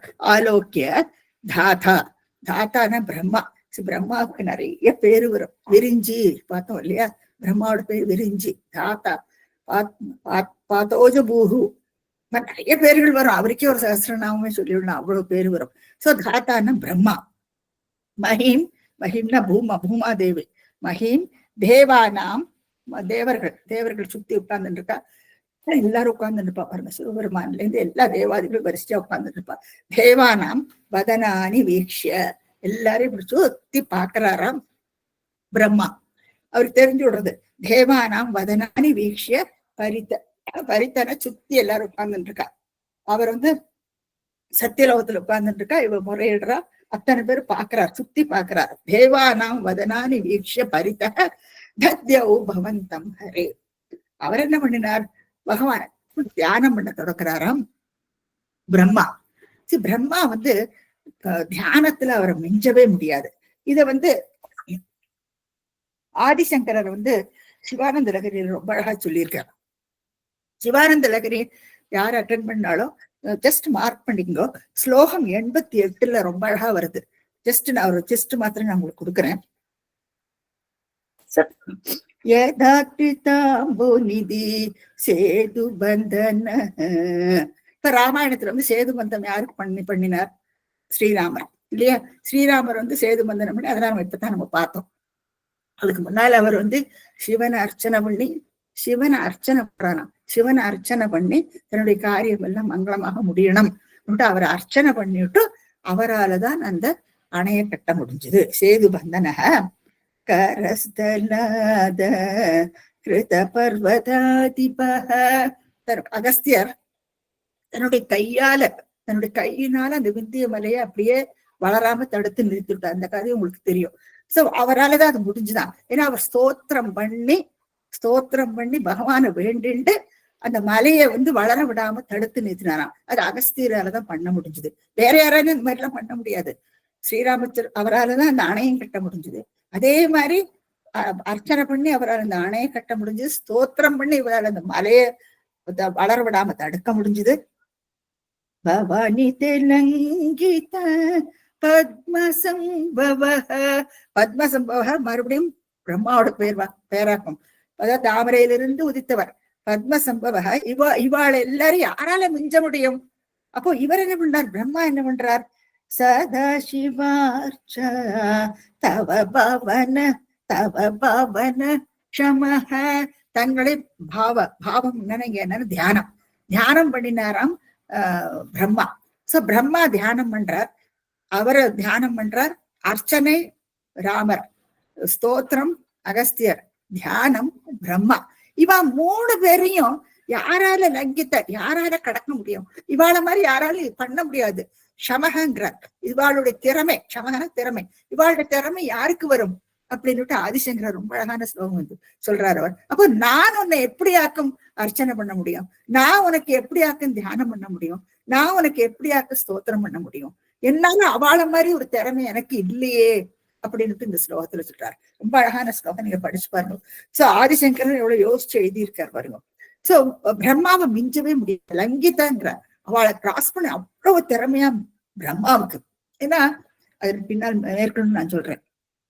சோ அப்படியாக தத்யோ பவந்தம் ஹரேன்னு ஸ்ரீமன் பட்டத்திரி இங்க சொல்றார். இம்மீடியட்டா அவர் உங்களை பார்த்து தியானம் பண்ண தொடங்கி விட்டாராமே அப்படின்னுட்டு 2வது ஸ்லோகத்துல சொல்றார்.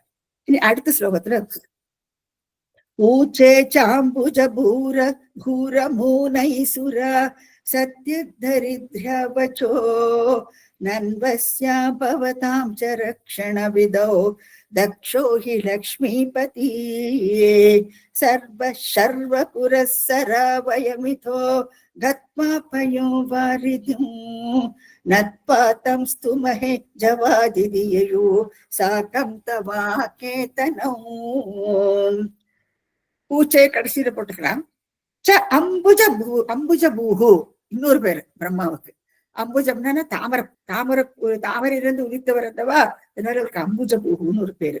சோ அம்புஜ பூஹு அமூன் ஐ எல்லாம் அப்படி பிரிச்சு அமூனை பூர மூனை பூ அம்புஜ பூஹு அமூன் ஐ அப்படின்ட்டு பிரிச்சுக்கணும். ஐ சுராஹா சத்தியம் தரித்ரா வச்சோ. அவர் என்ன சொல்றாங்கன்னா, அம்புஜ பூஹு பிரம்மா என்ன சொல்றாங்கன்னா, சுராகான தேவர்களும் இந்த தரித்ரியா என்னன்னா பூமி தேவி, இவா 2 பேரும் நஜத்தை தான் சொல்றா. ஏன்னா எது உண்மையத்தான் அவ 2 பேரும் சொல்றா. அதுதான் தரித்ரியா வச்சக நானு அவளுக்கு அஸ்யா பவதாம், இந்த இவாளுக்கு அதாவது இந்த தேவாதிகளுக்கும் இந்த பூமி தேவிக்கும் உண்டான இந்த சங்கடத்தை ரக்ஷண விதோ, இதை ரட்சிக்கணும்னா தக்ஷோஹி லக்ஷ்மிபதி, தக்ஷகன திறமை, அந்த திறமை லக்ஷ்மிபதிக்குத்தான் உண்டு. மகாவிஷ்ணுவினாலதான் இது பண்ண முடியும் அப்படின்னுட்டு பிரம்மா அந்த தியானத்திலிருந்து கண்டுபிடிச்சுக்கிறார். அவர் சிருஷ்டிகர்த்தரா இல்லையா, சிருஷ்டி காரியத்தெல்லாம் அவருக்கு பார்க்க முடியும், அவ்வளவுதான். ஆனா இந்த கஷ்டத்துல இருந்து நிவர்த்தி வேணும்னா அந்த லட்சுமிபதியினாலதான் முடியும். அப்போ அம்புஜ பூஹு அமூன் ஐ, அதாவது குருவாயூர் பார்த்து சொல்ற மாதிரி சுரா சத்ய தரித்ரியா, அதாவது சுராகா தரித்ரியா சத்ய வச்சக நானு அவ சொல்றது உண்மைதானே. அப்போ அஸ்யா பவதாம், இவாளுடைய இந்த சங்கடத்தை ரக்ஷண விதோ ரட்சிக்கிறதுக்கு லக்ஷ்மிபதிக்கு தான் தக்ஷக, அவருக்குத்தான் இந்த திறமை உண்டு அப்படின்னுட்டு பிரம்மா என்ன பண்றாருன்னா, சர்வே எல்லாரையும் கூட்டிக்கிறார். தேவாதிகள் எல்லாம் கூடி இருக்கா, பூமி தேவி பக்கத்துல இருக்கா. சோ எல்லாருமா கூட்டிட்டு என்ன என்ன பண்ண சர்வ புரஸ்ஸரா, சிவனை முன்னிட்டு போறானாம். இப்ப நம்ம சிவனை முன்னிட்டு பாருங்க, சிவபெருமான் கூட அவருக்கு தான் ப்ரையாரிட்டிங்க. அதே நீங்க யோசிச்சு பார்க்கணும். சிவபெருமான் இப்ப சிருஷ்டியில பார்த்தோம் இல்லையா, முதல்ல ஒரு சரத்குமார் சிருஷ்டிக்கிறார், அதுக்கப்புறம் சிவபெருமானியாக சிருஷ்டிக்கிறார் அவர். சோ சிவபெருமான் கூட கூட்டி அவர் எல்லாத்தையும் கூட்டி பெற என்னத்தினால, இப்போ இவாளுடைய இந்த பூமி பாரம் எல்லாம் இந்த அசுரர்கள். இப்போ இந்த அசுரர்கள் எல்லாம் கர்ம சேஷ வசத்தக மறுபடியும் பூமியில பிறந்திருக்கான். இப்ப இவாளுக்கெல்லாம் எப்படியான சால்வேஷன் கொடுத்து ஆகணும் இவாளுக்கெல்லாம். இவாளுடைய இந்த பாரத்தினால பூமியை நடுங்கிறது. அப்போ அதுக்கு டிஸ்ட்ரக்ஷன் ஒரு குவாலிட்டி ஒரு ஒரு இது நடக்கணும்னா அதுக்கு சிவபெருமான் ரொம்ப முக்கியம் அது இல்லையா? அந்த அந்த ஒரு போர்ட்போலியோ அவர்கிட்ட தான் இருக்கு. அதனாலதான் அவரை முன்னிட்டு போறா. இந்த மாதிரி ஒவ்வொன்றையும் யோசிச்சு பார்த்துங்க நீங்க. சோ சர்வே சர்வ புரஸ்ஸரா வயம், எல்லாருமா கூட வயமித கத்வா, எல்லாரும் கிளம்பி விடுறா. பயோ வாரிது பார்க்கறதுக்கு எல்லாருமா கிளம்பி போறாளாம்.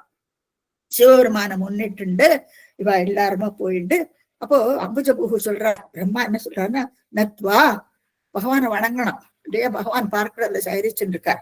நத்வா, ஆனா இவருக்கு வந்து பார்க்க முடியுமா அதெல்லாம் தெரியாது. மனசளவுல இவ கண்டிப்பா பகவான நமஸ்கரிச்சுட்டே போகணும். நத்வா தம் ஸ்துமக, ஸ்தோத்திரமும் பண்ணிட்டு போகணும். சரி, பகவானை எப்பவும் ஸ்தோத்திரகரிக்கணும். அப்பதான் நமக்கு அவருடைய பிரத்யக்ஷம் நமக்கு தெரியும் இல்லையா? பகவான் இப்ப நம்மளுக்கு பூஜையில உட்கார்ந்து பகவான எத்தனை ஸ்தோத்திரங்கள் சொல்றோம். அந்த ஸ்தோத்திரங்கள் சொல்லும் பொழுது ஒரு படத்தை வச்சு நம்ம பூஜை பண்ணும் பொழுதுதான் நமக்கு மனசுக்குள்ள அந்த வெளிச்சம் கிடைக்கிறது. அப்போ அதுதான் நத்வா, அந்த ஸ்தூமகம் அப்படின்னா ஸ்தோத்திரம். ஸ்தோத்திரம் ரொம்ப இம்பார்ட்டன்ட். இப்போ அதை எல்லாத்தையும் சொல்லி அதையெல்லாம் பண்ணிட்டு ஜவாத்து சட்டுன்னு ஈத்தி ஏயுகு இதெல்லாம் பண்றோம் நம்ம எல்லாருமா போயிட்டு. சாக்கம் தவா கேதனம், சாக்கம்னா எல்லாருமா கூடி தங்களுடைய இந்த பார்க்கடலுக்கு செல்வோம். எல்லாருமா நம்ம போவோம், அவரை வணங்குவோம், மகாவிஷ்ணுவை வணங்குவோம். மகாவிஷ்ணு ஸ்தோத்திரிகரிச்சு அவரை பார்த்துட்டு நம்ம வணங்குவோம்னுட்டு எல்லாரையும் சிவனை முன்னிட்டு கூட்டிட்டு போறார் பார்க்கடலுக்கு. பார்க்கடல்ல போய் எல்லாரும் போய் அங்க போய் நிக்கிறா பார்த்து நீங்க இந்த சீன்ல பாக்கலாம். இப்ப அடுத்து என்ன நடக்கிறதுன்னா, தே முக்தா நிலசாலி துக்த ஜலதே தீரம் கதா சங்கதா யாவத் பத்பத சிந்தனைக மனச தாவத் ச பாதோ ஜபூ त्वद्भाचं हृदये निशम्य सकलान् आनन्दयन्यूचिमान् आख्यातः परमात्मना स्वयमहौ வாக்கியம் ததா கர்ணியதாம். இவ நம்ம நீங்க நினைச்சிக்க கூடாது பார்க்கடலுக்கு போன உடனே பகவான் சயனிச்சு நிக்கிறது இவ பார்த்து விடுறா, அந்த மாதிரி இல்ல. இவ எல்லாருமா அந்த பார்க்கடல்ல போய் இப்போ அவரை வணங்கணும், வணங்கிட்டு மனசால அவர் தியானம் பண்ணணும் பகவான இல்லையா? இது ரொம்ப முக்கியம். அப்போ அந்த இடம் எப்படி இருக்கா அந்த பார்க்கடல் விவரிக்கிறார் இங்க, ரொம்ப அழகா சொல்றார் ஸ்ரீமன் பட்டத்திரி. தே அவள்லமா முக்தா நிலசாலிங்கிறார். அங்க அப்படியே ஜிலு ஜிலு ஜிலுன்னு காத்து, குழு குழுன்னு காத்தடிக்கிறதா பார்க்கடல் இல்லையா? இந்த பார்க்கடல்ல இருந்து சுகமா காத்து வீசுறதா. அனில காத்து, அனில ஷாலி அப்படின்னா என்னன்னா நல்ல குழு குழுன்னு காத்தடிக்கிறான். முக்தா நில முக்த அனில ஷாலி அப்படி பிரிச்சுக்கணும். சோ அப்படியே நல்ல குழு குழுன்னு காத்தடிக்கிறதான். துக்த ஜலதே, துக்தம்னா பாரு, அந்த பார்க்கடல்ல ரொம்ப அருமையா காத்து வீசின்னு இருக்கான். தீரம் கதா, அதனுடைய கரைக்கு போய் சேர்றா. தீரம் கதா சங்கதா, எல்லாருமா கூடி அந்த கரைக்கு போயிட்டு சேர்ந்திருக்கா. இப்போ பார்க்கடலோட இந்த கரையில போய் சேர்ந்திருக்கா எல்லாரும். அப்போ அவ மனசுக்குள்ள என்ன, இப்போ எல்லாருடைய மனசுக்குள்ளேயும் இருக்கிற ஒரே ஒரு எண்ணம், அது அடுத்த லைன்ல சொல்றாரு அவர், யாவத்து பற்பத சிந்தனைங்கிறார். தங்களுடைய பாதம் அதையேதான் சிந்திச்சு, சிந்தனை சிந்தனை சிந்தனேக சிந்தனை ஏக, அது ஒன்னே ஒண்ணுதான் அவளுக்கு. அவ மனசுக்குள்ள இருக்கிறது ஒன்னே ஒண்ணு, பகவானை பார்த்து ஸ்தோத்திரம் பண்ணி அவளுக்கு இருக்கிற அந்த கஷ்டத்தை அவர்கிட்ட சொல்லணும். சோ சிந்தனைக்க மனசக, மனசளவுல தாவத்ச பாத்தோஜ போகு. அதே மாதிரி எப்படி பிரம்மா எப்படி தியானம் பண்றாரோ பகவான, அதே மாதிரி அவர் எப்படி ஒரே சிந்தனையோட அந்த பகவானையே நினைச்சு பண்றாளோ அதே மாதிரி இவாளுக்கும் அந்த ஒரே ஒரு சிந்தனை தான். அதான் யாவது தாவதுங்கிற இவா பிரம்மா மாதிரி இவாளும். சோ யாவது தற்பத சிந்தனேக மனசக, மனசளவுல தாவத்ச எப்படின்னா பாத்தோஜபூகு, பாத்தோஜபூகு அதுவும் பிரம்மாவோட பேரு. எனத்தினால பாத்தோஜபூகுன்னு சொல்றாங்கன்னா, இவர் பகவானுடைய நாபி கமலத்திலிருந்து பிறந்திருக்காரு இல்லையா? இப்போ நாபி கமலத்திலிருந்து தொப்புள் கொடின்னு சொல்றோம் இல்லையா? அந்த தொப்புள் கொடியிலிருந்து வந்த மாதிரி நம்ம எடுத்துக்கணும். காரண ஜலங்கிறது ஒரு ஒரு சின்ன திங்கிங் கொடுங்கோ, அது ஒரு அம்னியாட்டிக் ஃப்ளூயிட் மாதிரி. இப்ப நம்ம எல்லாம் பிறக்கும் பொழுது அம்னியாட்டிக் ஃப்ளூயிட்ல தாயாருடைய கர்ப்பத்துல இருக்கும். தாயாருடைய கர்ப்பத்துல இருந்து யோனி வழியா வெளியில வருது. இப்ப அது மாதிரி இந்த நாபி கமலத்திலிருந்து பிரம்மா பிறக்கிறார். அப்போ அந்த தொப்புள் கொடியோட உறவு அவருக்கு இருக்கு பிரம்மாவுக்கு. அவர் தானே முதல்ல வர்றார் இல்லையா? பிரம்மா தானே முதல்ல பிரம்மபுத்திரர். அவர் தான் முதல்ல மூத்த பிள்ளை பகவானுக்கு. சோ அவர் இந்த தொப்புள் கூட உறவு அவருக்கு இருக்கான். அதான் பாத்தோஜபூகுன்னு ஒரு பேரு. ஏன்னா அந்த நாபி கமலத்திலிருந்து பிறந்திருக்கா. அப்போ அந்த தொப்புள் கொடி உறவுன்னு ஒண்ணு இருந்ததுன்னு வச்சுக்கோ, அப்போ அந்த எண்ணங்கள் புரியும். இப்போ ஒரு தாயாருக்கு ஒரு குழந்தை அழுதுன்னு வச்சுக்கோ, அழுதுன்னா அது எண்ணத்துக்கு அழறதுங்கிறது தாயாருக்கு தான் தெரியும். பாலு கொசரம் அழறதா, எறும்புதாக கடிச்சிட்டு விழறதா, வேற ஏதாவது உபாதை இருக்கா, இதெல்லாம் அந்த தாயாருக்கு தான் தெரியும். அதே மாதிரி அந்த குழந்தைக்கும் பாருங்க, அந்த தாயார்கிட்ட போய் அவ அடைச்சுன்னு விட்டா அந்த அழுகிய டக்குன்னு விடுறது அந்த குழந்தைக்கு. இது எப்படி அந்த தொப்புள் கூட உறவுன்னு சொல்லுவா இல்லையா? அது மாதிரி இருக்கும். வேற எங்க போனாலும் யார் எடுத்துட்டாலும் அந்த குழந்தை அழுகி நிறுத்தாது. ஆனா அவன் அம்மாகிட்ட போனோன்னு டக்குன்னு அந்த குழந்தைய அதை அழுகி நிறுத்தி விடுறது. சோ கொஞ்சம் யோசிச்சு பாருங்க. இப்ப இது அவருக்கு அந்த கான்டாக்ட் இல்லையா பிரம்மாவுக்கு ரொம்பவுமே உண்டு. அதனாலதான் அவருக்கு பகவான் என்ன நினைக்கிறாரோ அது உடனே அவருக்கு தெரியும். இது பகவான் இப்படி நினைக்கிறார், அதை பத்தி அவருக்கு இமீடியட்டா அவருக்கு அந்த இன்ட்யூஷன் விடுறது பிரம்மாவுக்கு. அதான் அவருக்கு பாத்தோஜபூகுன்னு அந்த பேரு வரும். சோ தாவத்ச பாத்தோஜபூகு. இப்ப இவ யாரும் பாக்குறது, இவெல்லாம் பார்க்கறதுல நின்றுட்டு இருக்கா. இவர் தியானம் பண்ணிட்டு இருக்கார். எல்லாருடைய மனசு ஒரே மாதிரி பகவான தியானம் பண்ணிட்டு இருக்கா. அப்போ துவத்வாச்சம் பட்டத்தில் குருவாயூரப்பனை பார்த்து சொல்ற, உங்களுடைய அந்த வாக்கை துவத்வாச்சம் ஹிருதய நிஷம்ய, ஹிருதயத்துல மனசுல கேட்கிறாராம் பிரம்மா. ஹிருதய நிஷம்ய கேட்டுட்டு சகலான் எல்லார்ட்டையும் ஆனந்த ஊச்சிவாங்கிற ஆனந்தத்தோட சொல்றாராம். அவர் என்ன கேட்டாருங்கிறத அவர் பகிர்ந்திருக்கிறார் எல்லாத்தையும். அவ்வளவுதான். மற்றபடி அவ பகவான் ஒண்ணும் பாக்குறது இல்லை. பகவான மனசளவுல அவ நினைச்சுக்கிட்டு போய் அங்க நிக்கிறா, பார்க்கடல நிக்கிறா. அப்போ இவருக்கு அந்த இன்ட்யூஷன்ல பகவான் என்ன அவர்கிட்ட சொல்லற அந்த வாக்க இவாட்ட எல்லாரும் பகிர்ந்துக்கிறார் பிரம்மா. சுத்வத்வாச்சம் ஹிருதயே நிஷம்ய சகலான் ஆனந்தயன் ஊச்சிவான் ஆக்கியாதக. அதாவது அவர் என்ன சொன்னாரோ, பகவான் என்ன அவர்கிட்ட என்ன சம்பாதம் நடந்தது அவருக்கு தான் தெரியும் அது. சோ ஆக்கியாதக பரமாத்மனா, அந்த பரமாத்மா சொன்னது ஸ்வயம், நானே, ஸ்வயம் அகம் வாக்கியம் ததா கர்ணியதாம், நான் சொல்றேன். ஆக்கியாத்தக, அவர் என்ன சொல்லி இருக்காரோ அதை நீங்க அந்த வாக்கியத்தை கத தது ஆக்கர்ணியத்தாம், காது கொடுத்து கேளுங்கோ அப்படின்னு ஆனந்தத்தோட சொல்றாராம் பிரம்மா. சோ பிரம்மா என்ன பண்றாங்கன்னா மனசளவுல பகவான் என்ன சொல்றாரோ அதை கேட்டுக்கிறார். ஹிருதயம் நிஷம்ய தியானத்துல இருக்காருல, அப்ப அவர் என்ன சொல்றாருன்றது அவருக்கு தெரியுது. அப்ப அதை ரொம்ப சந்தோஷத்தோட இவாளுக்கு ஆக்கியாத்தக என்ன சொல்றாரோ அது அப்படியே சொல்றாரா இவாகிட்ட. ஆக்கியாத்தம் பரமாத்மனா, அவர் சொன்ன அந்த விஷயத்த அந்த வாக்கியத்தை ததாகர்ணியத்தாம், காது கொடுத்து கேளுங்கோ எல்லாரும் அப்படின்னுட்டு பிரம்மா தேவாதிகள் எல்லாத்தையும் பூமிகிட்டையும் சொல்றாரு. பகவான் என்ன சொல்லியிருக்கார் இவர்கிட்ட? ஜானே தீனதசாமஹம் திவிஷதாம் பூமிஷ்ட பீமேர்நிருபை தக்ஷேபாய பவாமி யாதவ குலே சோஹம் சமக்ராத்மனா தேவா விஷ்ணிகுலே பவந்து கலயா தேவாங்கனாஸ்தஸ்வனோ மத்சேவார்த்தமிதி த்வதீய வசனோ பாதோஜபூருச்சிமான். அதாவது பகவான் என்ன சொல்லிருக்காராம் இவர்கிட்ட? மனசுக்குள்ள அவர் கேட்டதை சொல்றாரு இல்லையா? ஜானே, எனக்கு தெரியும். அதாவது மகாவிஷ்ணு சொல்றாராம், ஜானே எனக்கு தெரியும். தீன, அதாவது உங்களுடைய இந்த தீனமான இந்த நிலை, தீன தசாம், தசான நீங்க எந்த நிலையில இருக்கேங்கிறது தீன தசாம் அகம் ஜானே, அகம் ஜானே தீன தசாம், உங்களுடைய இந்த என்ன வாக்கு நடந்திருக்குன்னு என்ன தெரியும் அப்படின்னுட்டு பகவான் சொல்றார். அத பிரம்மா இவாகிட்ட சொல்றாரு. திவிஷதாம் பூமேஷ்ட, அதாவது திவிஷதாம்னா தேவர்களுக்கும், பூமேஷ்ட பூமி தேவிக்கும் நடந்த இந்த ஒரு நிலை எனக்கு நன்னா தெரியும் அப்படின்னு மகாவிஷ்ணு பிரம்மாட்ட சொல்லியிருக்கார். அதை இவர் பகிர்ந்துக்கிறார் இவர்கிட்ட. பீமேர் நிருபைகி, அதாவது இந்த பயத்தினால இந்த விவாத நிருப்ப ராஜாக்குமார்கள்லாம் ரொம்பவும் தொல்லை பண்றா இல்லையா? அப்போ அந்த ராஜாக்கள் அந்த பயத்தினால இவெல்லாம் என்ன நிலையில இருக்காங்கிறது எனக்கு தெரியும்.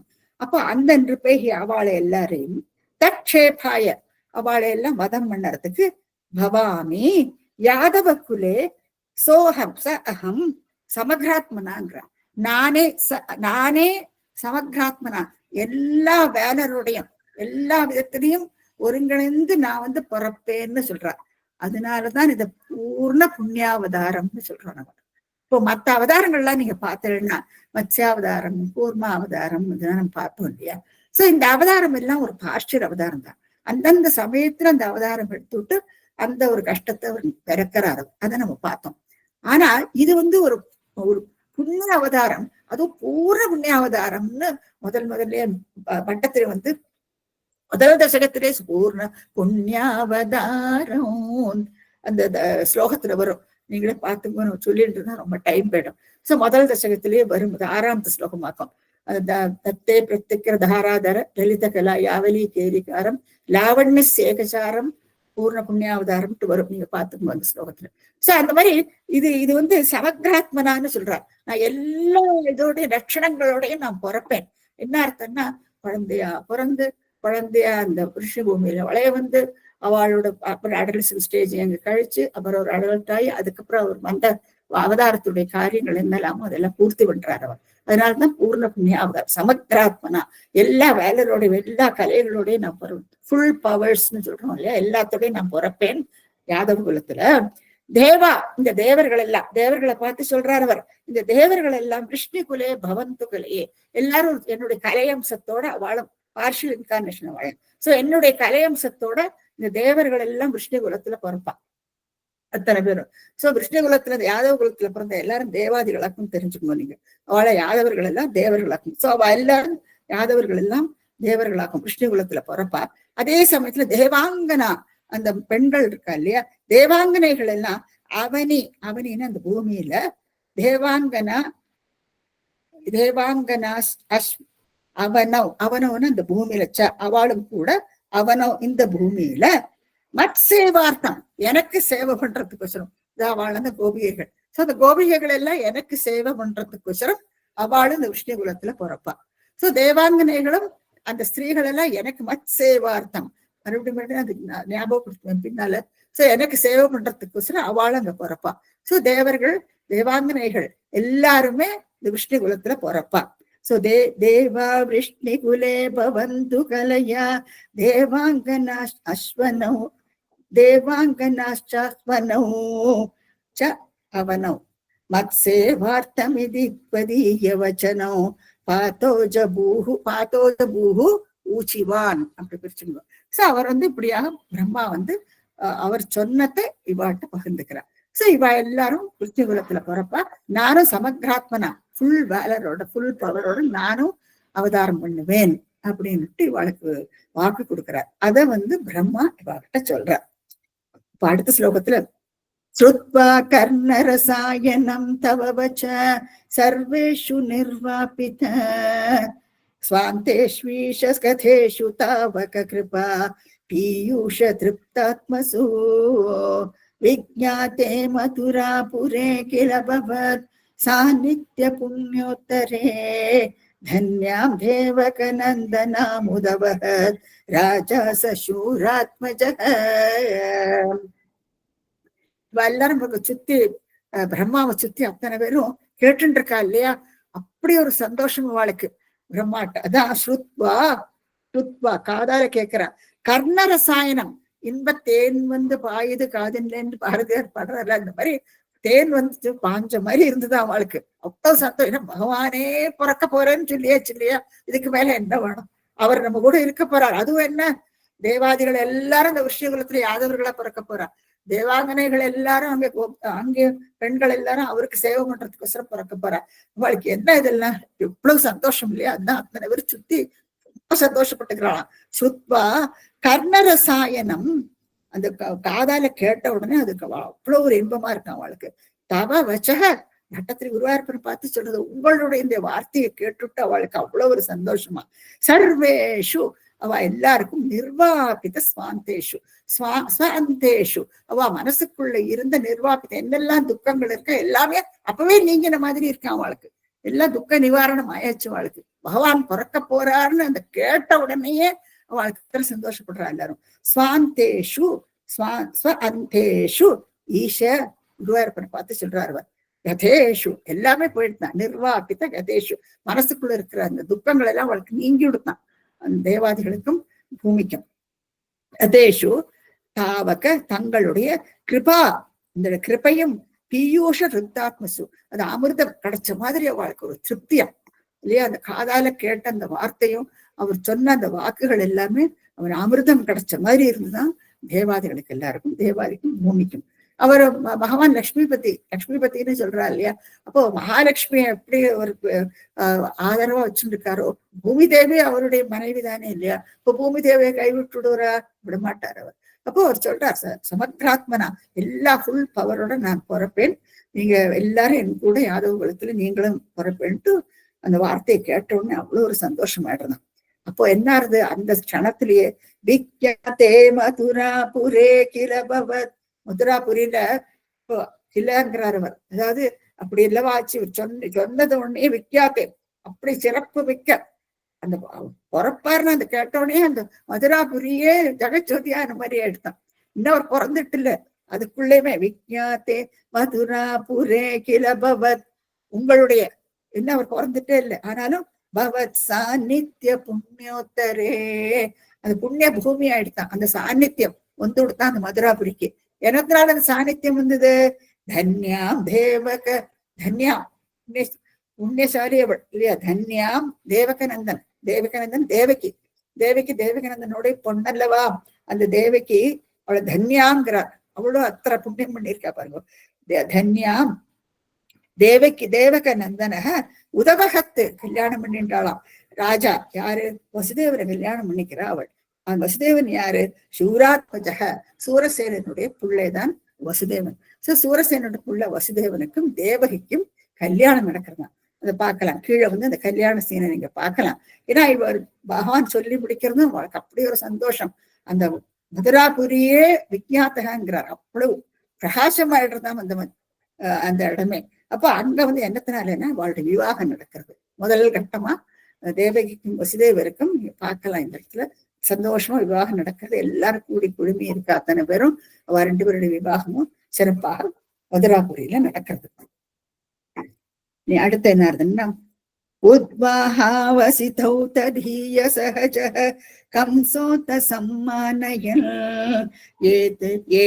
ஏதௌ சூததயா கத பதிரதே व्योमोत्नया त्वद्गिराम् अस्यात्माम् अतिदुष्टमष्टमसुधो हन्तेति हन्तेरित सन्त्रस्सात्सु हन्तमन्ति जगताम् தன்விம் கிருபாணி மகாத். இங்க பாருங்க, உத்வாகம்னா உத்வாக அசிதௌ, அதாவது கல்யாணம் நடக்கிறது. அது கல்யாணம் முடிஞ்ச பின்ன நீங்க முதல் படத்துல பார்க்கலாம், சீதனம் இல்லையா, பொண்ணுக்கு தேவகிக்கு சீதனம், கம்சன் வந்து சகோதரனாக்கும். அப்போ நிறைய சீதனம், தேவகி நந்தன் வந்து நிறைய சீதனம் கொடுக்குறான் அவளுக்கு.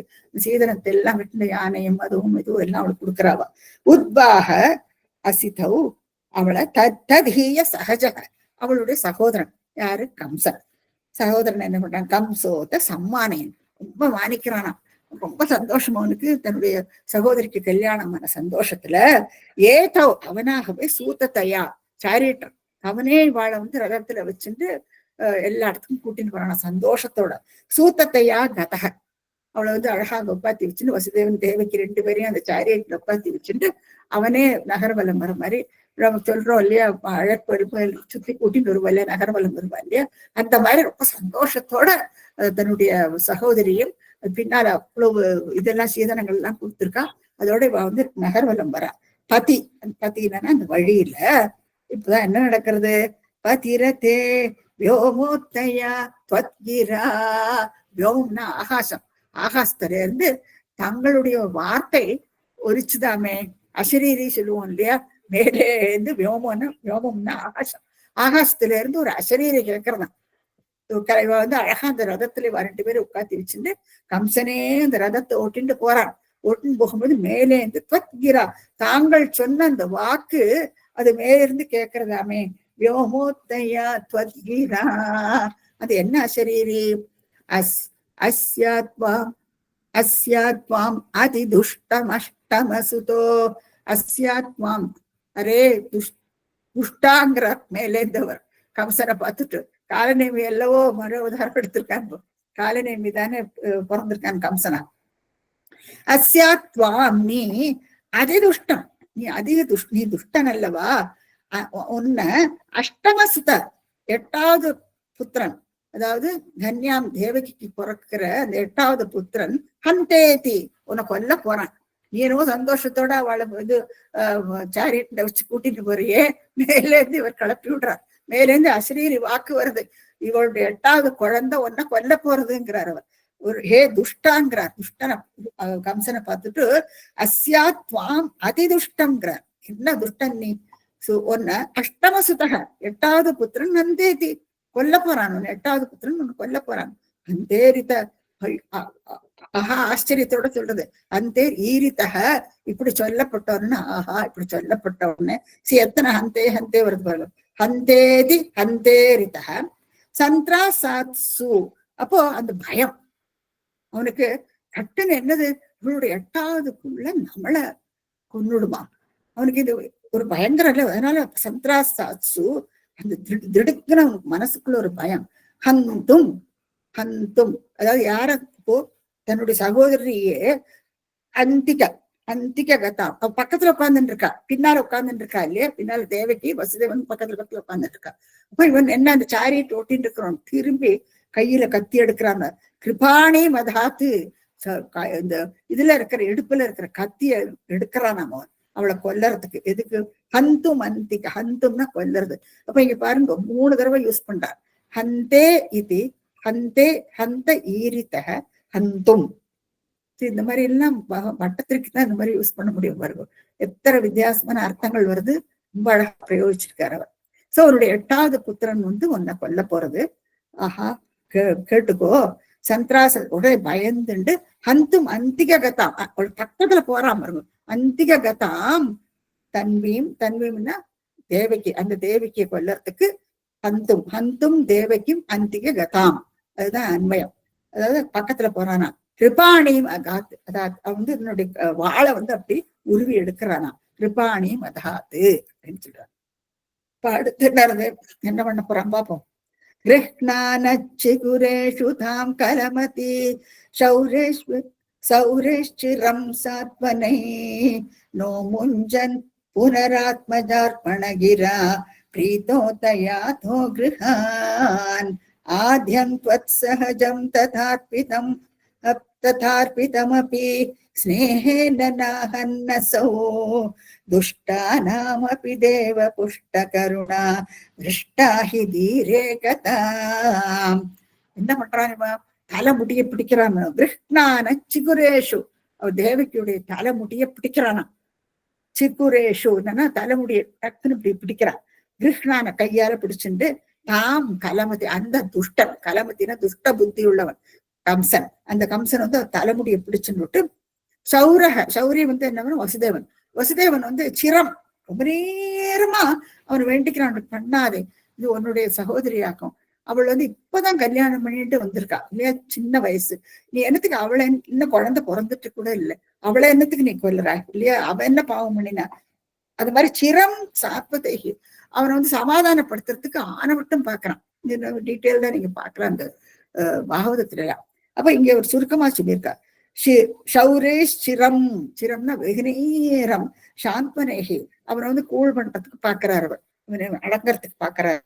நோமுஞ்சன் கேட்கறது இல்லையா, கேட்கறதே இல்லை, is ready to kill her. நோமுஞ்சன் கடைசியில என்ன சொல்றார் வசுதேவர், புனக ஆத்மஜார்ப்பணம், ஆத்ம அஜார்ப்பணம், அதாவது அவர் என்ன சொன்னா, நான் என்னுடைய அஜாக பிறக்கக்கூடிய அந்த குழந்தைகளை நான் அவனுக்கு கொடுத்து விடுறேங்கிறார். அதுதான் இங்க சொல்றாரு ஃபர்ஸ்ட். சோ இவ்வளவு நேரம் என்ன வார்த்தை சொல்லி அவன் கேட்கறது இல்லை, நோ மூஞ்சன் அதெல்லாம் கேட்டுக்கிறதே இல்லை. ஆனா கடைசியா சொல்றான் வசுதேவர், புனக ஆத்மஜா, எனக்கு பிறக்கக்கூடிய குழந்தைகளை உனக்கு நான் அர்ப்பணம் பண்ணிடுறேன் அப்படின்னு சொல்றாரு.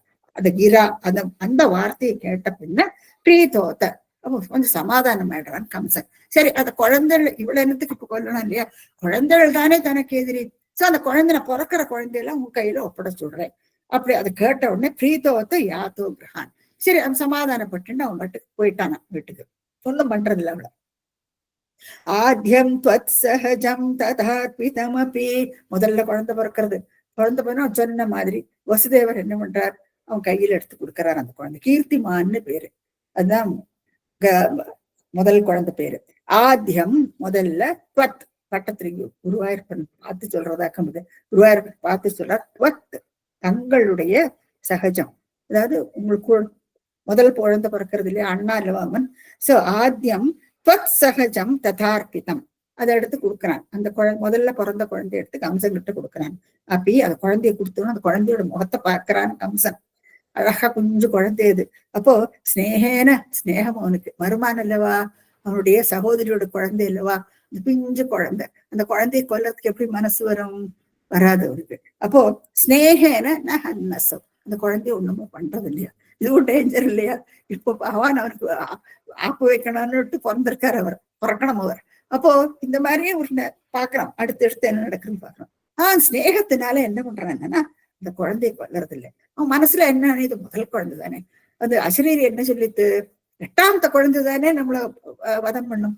அப்ப முதல் குழந்தைய அது என்ன பாவம் பண்ணிட்டு இப்போ விட்டு விடுறானா, அந்த குழந்தைய கொல்லறது இல்லை. ஸ்னேகேன நஹன்னசோ துஷ்டானாம் அப்படி.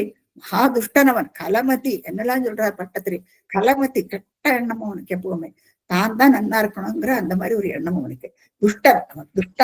துஷ்டானாம் அப்படி தேவ குருவாயிருப்பா புஷ்ட கருணா, அவனுக்கும் கூட கொஞ்சம் கருணை இருக்கு. கல்லுக்குள் ஈரம்னு சொல்லுவோம் இல்லையா, கொஞ்சம் ஈரம் இருக்கு. எத்தனைதான் துஷ்டதா இருந்தா கூட மனசுக்குள்ள கொஞ்சம் ஈரம் இருக்கு.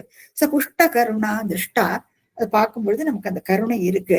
தீ ஏகதா, தீ புத்தியில ஏகதா, ஒவ்வொரு சமயம் அந்த கருணையும் கூட வருது இல்லையா.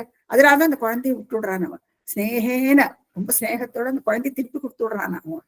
ஏன்னா அவன் வருமானம் இல்லவா, அவனோட சகோதரிகிட்ட அந்த குழந்தைய திருப்பி கொடுத்து விடுறான் அவன். சோ தீன புத்தி.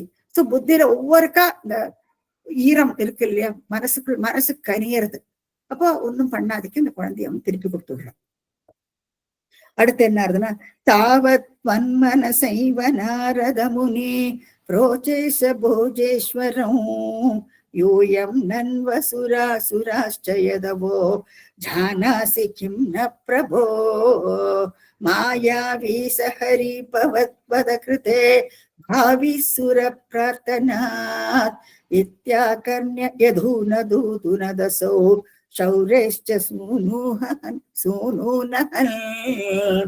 இப்ப இது இப்படி நீடிக்கப்படாது. இப்படி ஒவ்வொரு குழந்தையும் அவன் விட்டுட்டான்னு வச்சுக்கோங்க. இப்படி இந்த குழந்தையோட முகத்தை பார்த்து அந்த தன்னோட சகோதரி மனசுல ஈரம் கொடுத்ததுன்னா அப்புறம் கதையே மாறி போயிடும் இல்லையா.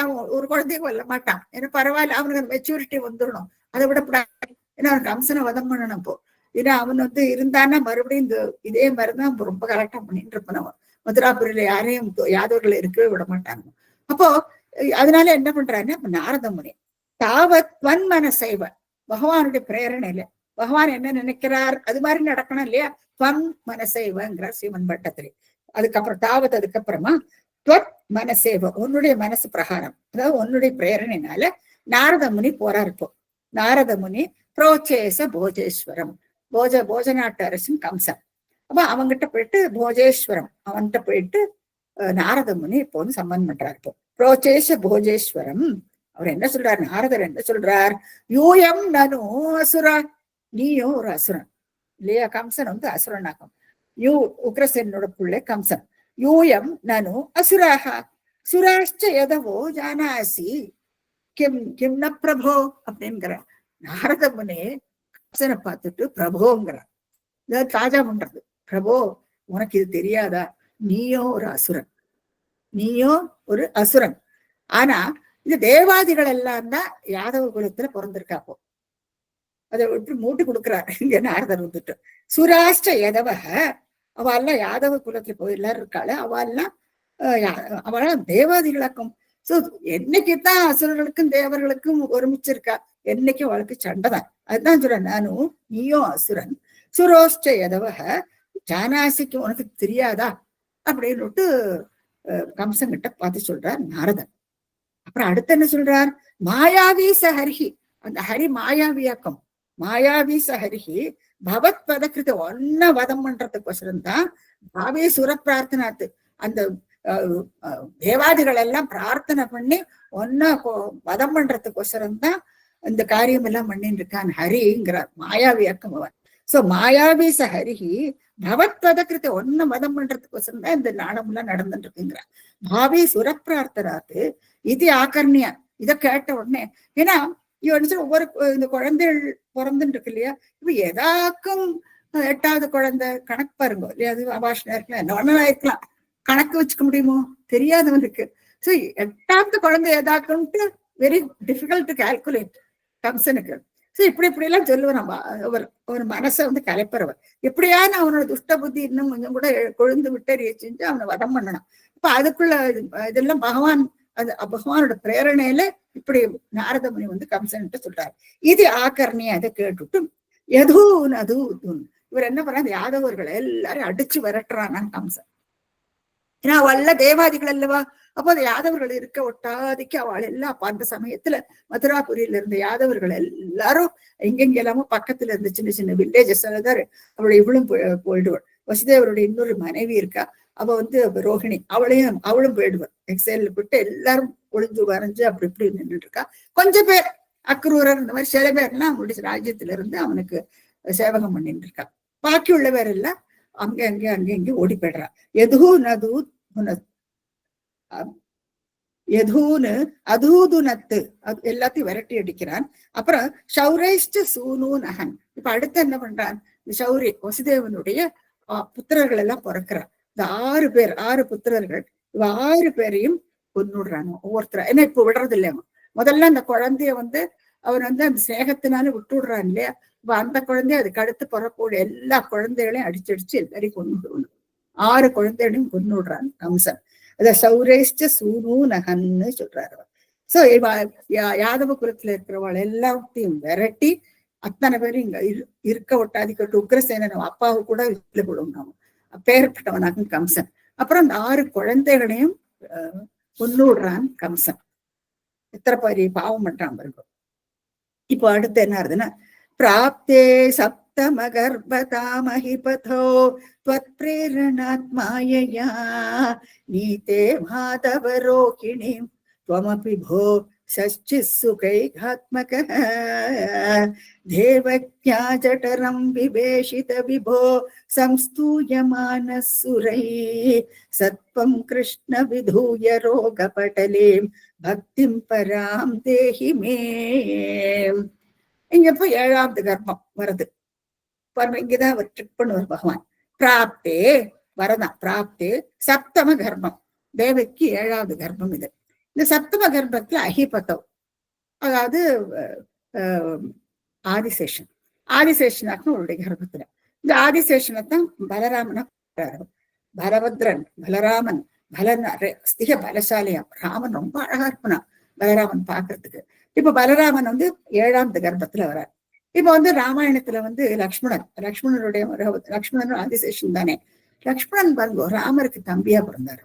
ஆனா என்ன, இந்த ராமர் எல்லா விஷயத்திலயும் தர்மம் தர்மம் தர்மம் ரொம்பவே வாட்டி எடுத்து விடுறாரு லக்ஷ்மணன் கோபமா அவரான அடக்கிக்கணும்.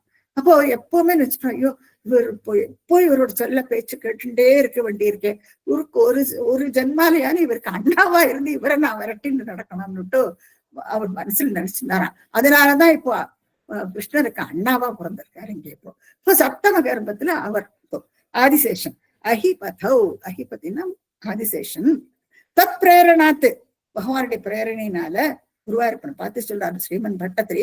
தத் பிரேரணாத்து மாயை இருக்கா இல்லையா, கீழே அந்த படத்துல பாக்கலாம், இந்த மாயை சகோதரியாக்கும். சோ மாயா நீதே அவளை எடுத்துட்டு, அதாவது இந்த கர்ப்பத்திலிருந்து எடுத்து நீதே மாதவங்கிறார். குருவாயூரப்பனை பார்த்து சொல்றார், ஏ மாதவா அப்படின்ட்டு குருவாயூரப்பனை பார்த்து ஸ்ரீமன் பட்டத்திரி சொல்றார், நீதே மாதவ ரோஹிணியுடைய கர்ப்பத்துல கொண்டு போய் வச்சுடுறார். நீங்க பார்க்கலாம் அந்த படத்துல ரோஹிணியுடைய கர்ப்பத்துல கொண்டு வச்சுடுறார். இது கம்சனுக்கு தெரியாது. சோ 7வது கர்ப்பத்துல இது நடக்கிறது. சோ 7வது கர்ப்பத்துல அது அப்படியே மாத்தி கொண்டு அந்த எம்ப்ரியோ டிரான்ஸ்பர் சொல்லுவா இல்லையா, அந்த காலத்துல இருந்து பாருங்க எம்ப்ரியோ டிரான்ஸ்பர் எல்லாம். சார் ரோஹிணி யாரு, வசுதேவருடைய இன்னொரு மனைவியாக்கும். சோ அவளுடைய கர்ப்பத்துல கொண்டு வச்சுடுறாரு. சோ இங்க இவருக்கு சங்கர்ஷ்ணன் ஒரு பேர் உண்டு. சங்கர்ஷ்ணன்னா அந்த கர்ப்பத்துல இருந்து எடுத்து பிடுங்கி எடுத்து இன்னொரு கர்ப்பத்துல வைக்கிறது. இது எம்ப்ரையோ டிரான்ஸ்பர் அந்த காலத்துல இருந்திருப்பாங்க. சோ அழகா அதை எடுத்து கொண்டு போய் அவளுடைய கர்ப்பத்துக்கு மாத்தி விடுறாரு. அது மாயையோட வேற அது அவளாக்கும் பண்றாங்க. மாயா நீதே மாதவ ரோஹிணியுடைய கர்ப்பத்துல கொண்டு வச்சு துவம் அப்பி தாங்களே, இப்ப அடுத்து இந்த பிக்சர்ல பார்க்கலாம், தாங்களே துவம் அப்பி போஹோ, பகவானை பார்த்து சொல்றார், சச்சித் சுகைகாத்மக, சச்சிதானந்த ரூபம் இல்லையா பகவானுக்கு, சத் சித் ஆத்மக, சச்சிதானந்த ஸ்வரூபம் பகவானுக்கு, சச்சித் ஆத்மக போஹோ அப்படின்னு சொல்லி தாங்களே பகவான் எப்படி பிரைஸ் பண்றாரு பாருங்க. போஹோ சச்சித் சுகை ஆத்மக தேவக்கியா ஜடரம் விவேஷித்த, தேவகியுடைய ஜடரத்துல இவர் பூந்துடுறாராம். இப்ப தேவகியுடைய ஜடரத்துல இவர் டைரக்டா பூடுறது இல்லை, அவர் இவர் வசுதேவருடைய வீரியத்திலிருந்து அவளுடைய கர்ப்பத்துக்கு வருவர். சோ விவேஷித தேவக்கியா ஜடரம், தேவகியுடைய கர்ப்பத்துல இவர் பூந்து விடுறார். சோ 7ஆம் புத்திரனை அங்க மாத்திட்டு இவர் பூந்து விடுறார். விவேஷித விபோ, குருவாயிருப்பா விபோனான எங்கேயுமே பரவி இருப்பார் பகவான். இதுல இருந்து தெரியறது இல்லையா, ஒரு இடத்துல ஒண்ணும் இல்லை, எல்லா இடத்துலயும் அவர் தான் இருக்காருன்னு தெரியறது. விபோ சம்ஸ்தூயமான சுரேகி, எல்லாரும் மாணிக்கிறாளாம். மேலே தேவாதிகள் எல்லாம் சம்ஸ்தூய ஸ்தோத்திரம் பண்றாளாம். அவ்வளவு சந்தோஷமா இருந்தான். பகவான் பிறக்க போறாருங்கிற அந்த சந்தோஷம் அவளுக்கு மனசுல நிறைஞ்சிருக்கான்.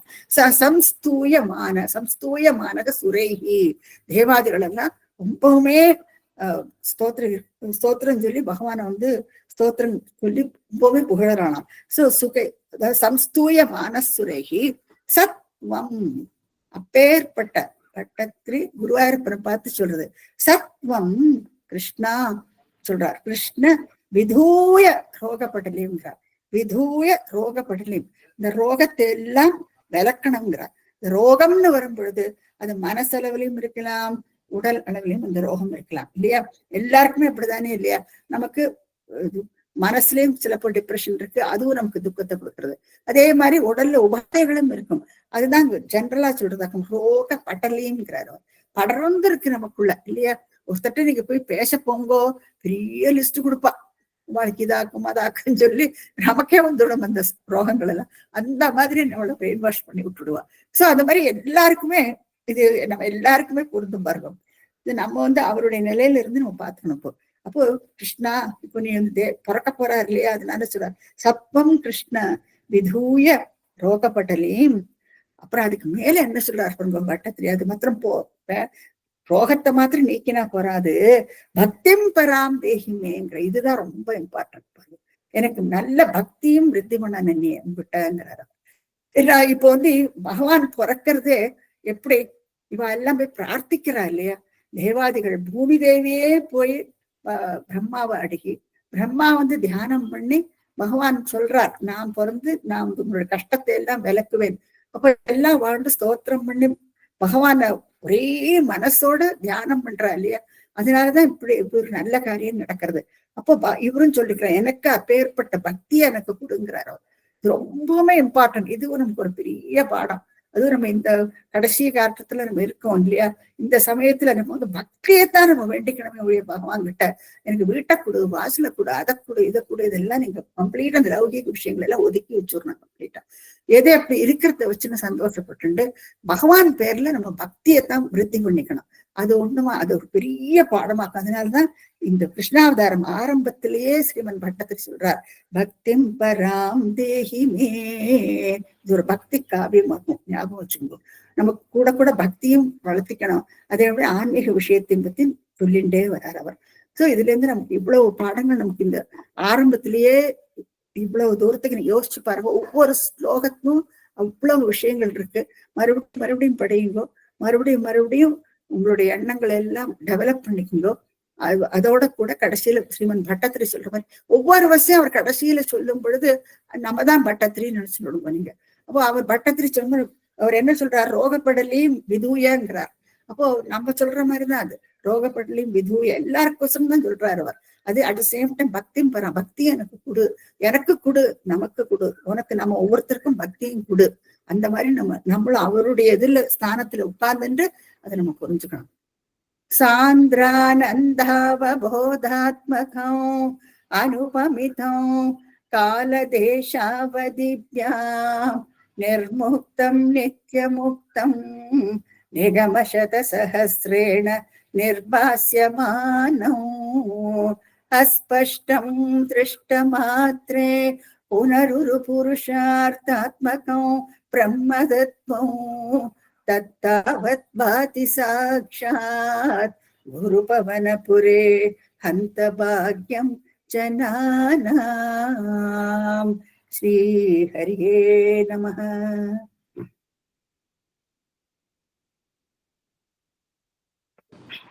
Thank you, Jaya. Okay. Thank you, Mommy. Thank you, Mommy. Thank you, Guruji. Mommy. Thank you, Guruji. Super, Thank you, Mommy.